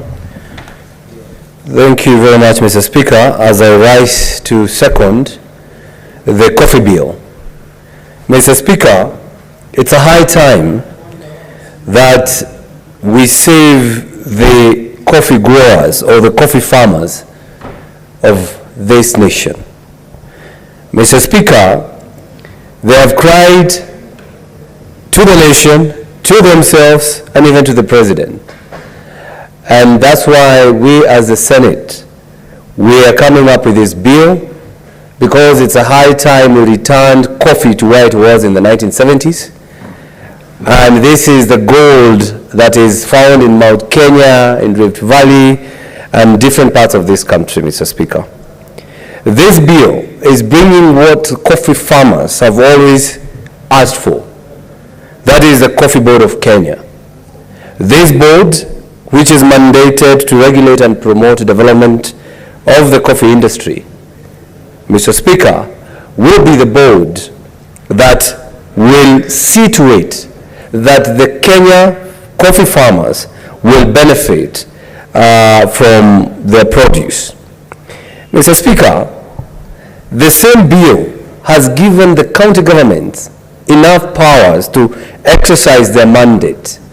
That is the licensing of the coffee mills, pulping station, coffee roasters, and by so doing, we are getting the farmers will be registered for us to know how many farmers we have. So that when we are giving out subsidized fertilizer, we'll be able to know who are these farmers, what kind of coffee do they produce, how much do they produce, where do they take that coffee, Mr. Speaker. Because the coffee farmer or the farmers, Mr. Speaker, they have lost their coffee from their cooperatives or from their factories. Their coffee has always been stolen.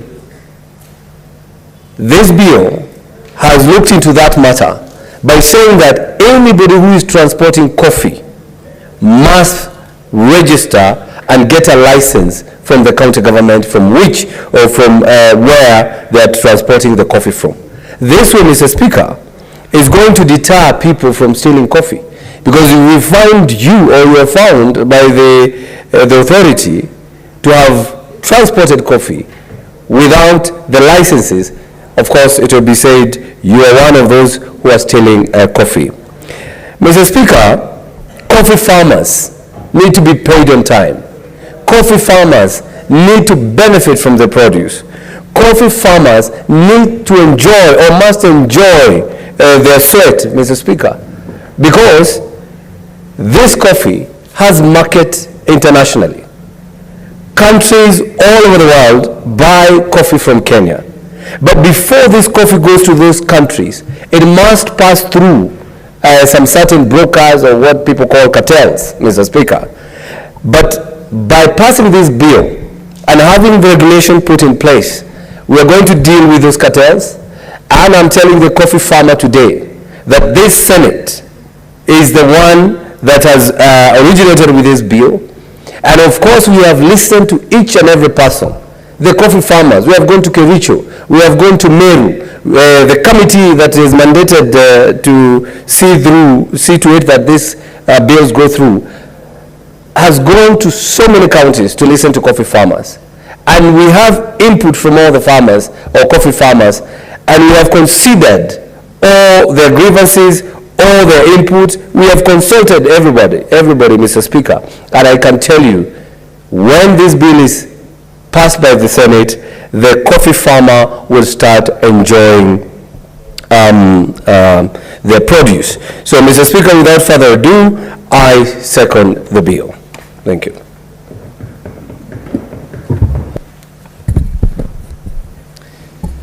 Honorable Senators, I now propose the question that the Senate, the coffee bill, Senate Bills number 10 of 2023 be now read a second time.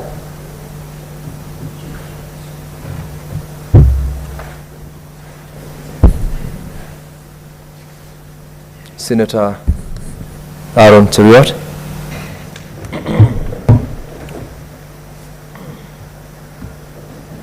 Thank you, Mr. Speaker. Mr. Speaker, I rise to join my colleagues, Senator Karungo Dhango of Kirinyaga, and Senator of Kiambu, and Senator Murango of Kirinyaga, who have proposed and seconded this very important bill. I spoke earlier in this House, Mr. Speaker, and I was giving majority leader's statement for the week, and I said it will be a great travesty of justice if, as a House, we proceed on recess without concluding on the T-bill sponsored by yours truly, Mr. Speaker. This coffee bill that has been brought by the Agriculture Committee.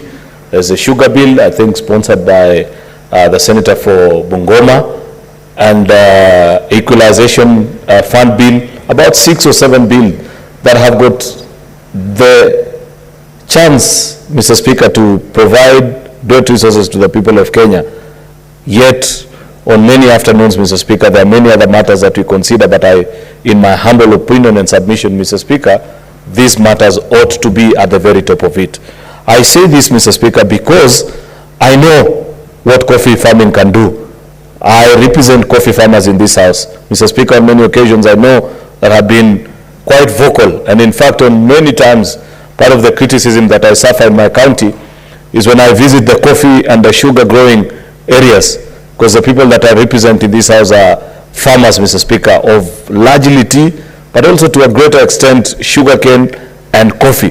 And on many times, Mr. Speaker, when I visit those regions, I find them ready to take on me and say, Mr. Senator, we don't hear you as vocal on coffee, we don't hear you as vocal on sugar as you are on tea.